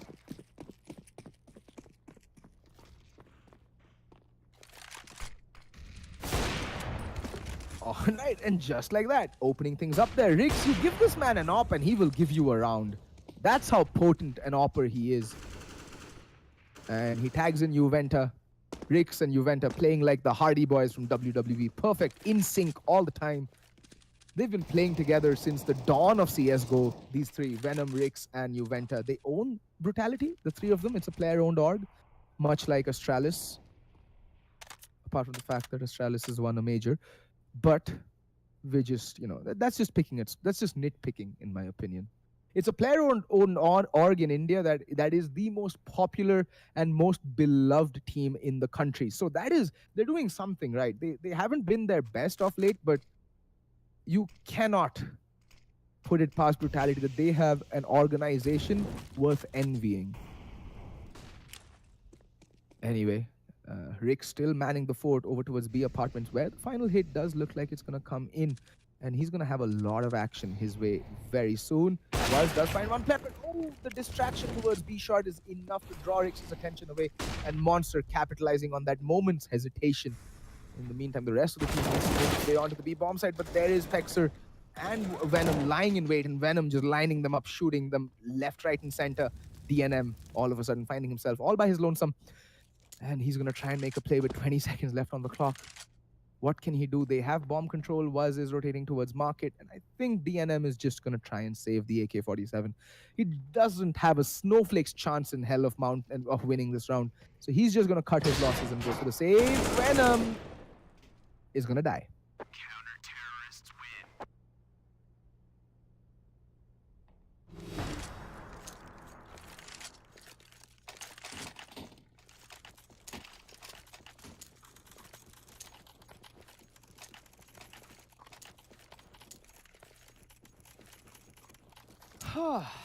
All right, DNM will manage to make his way out of that round with the AK-47, but at great cost.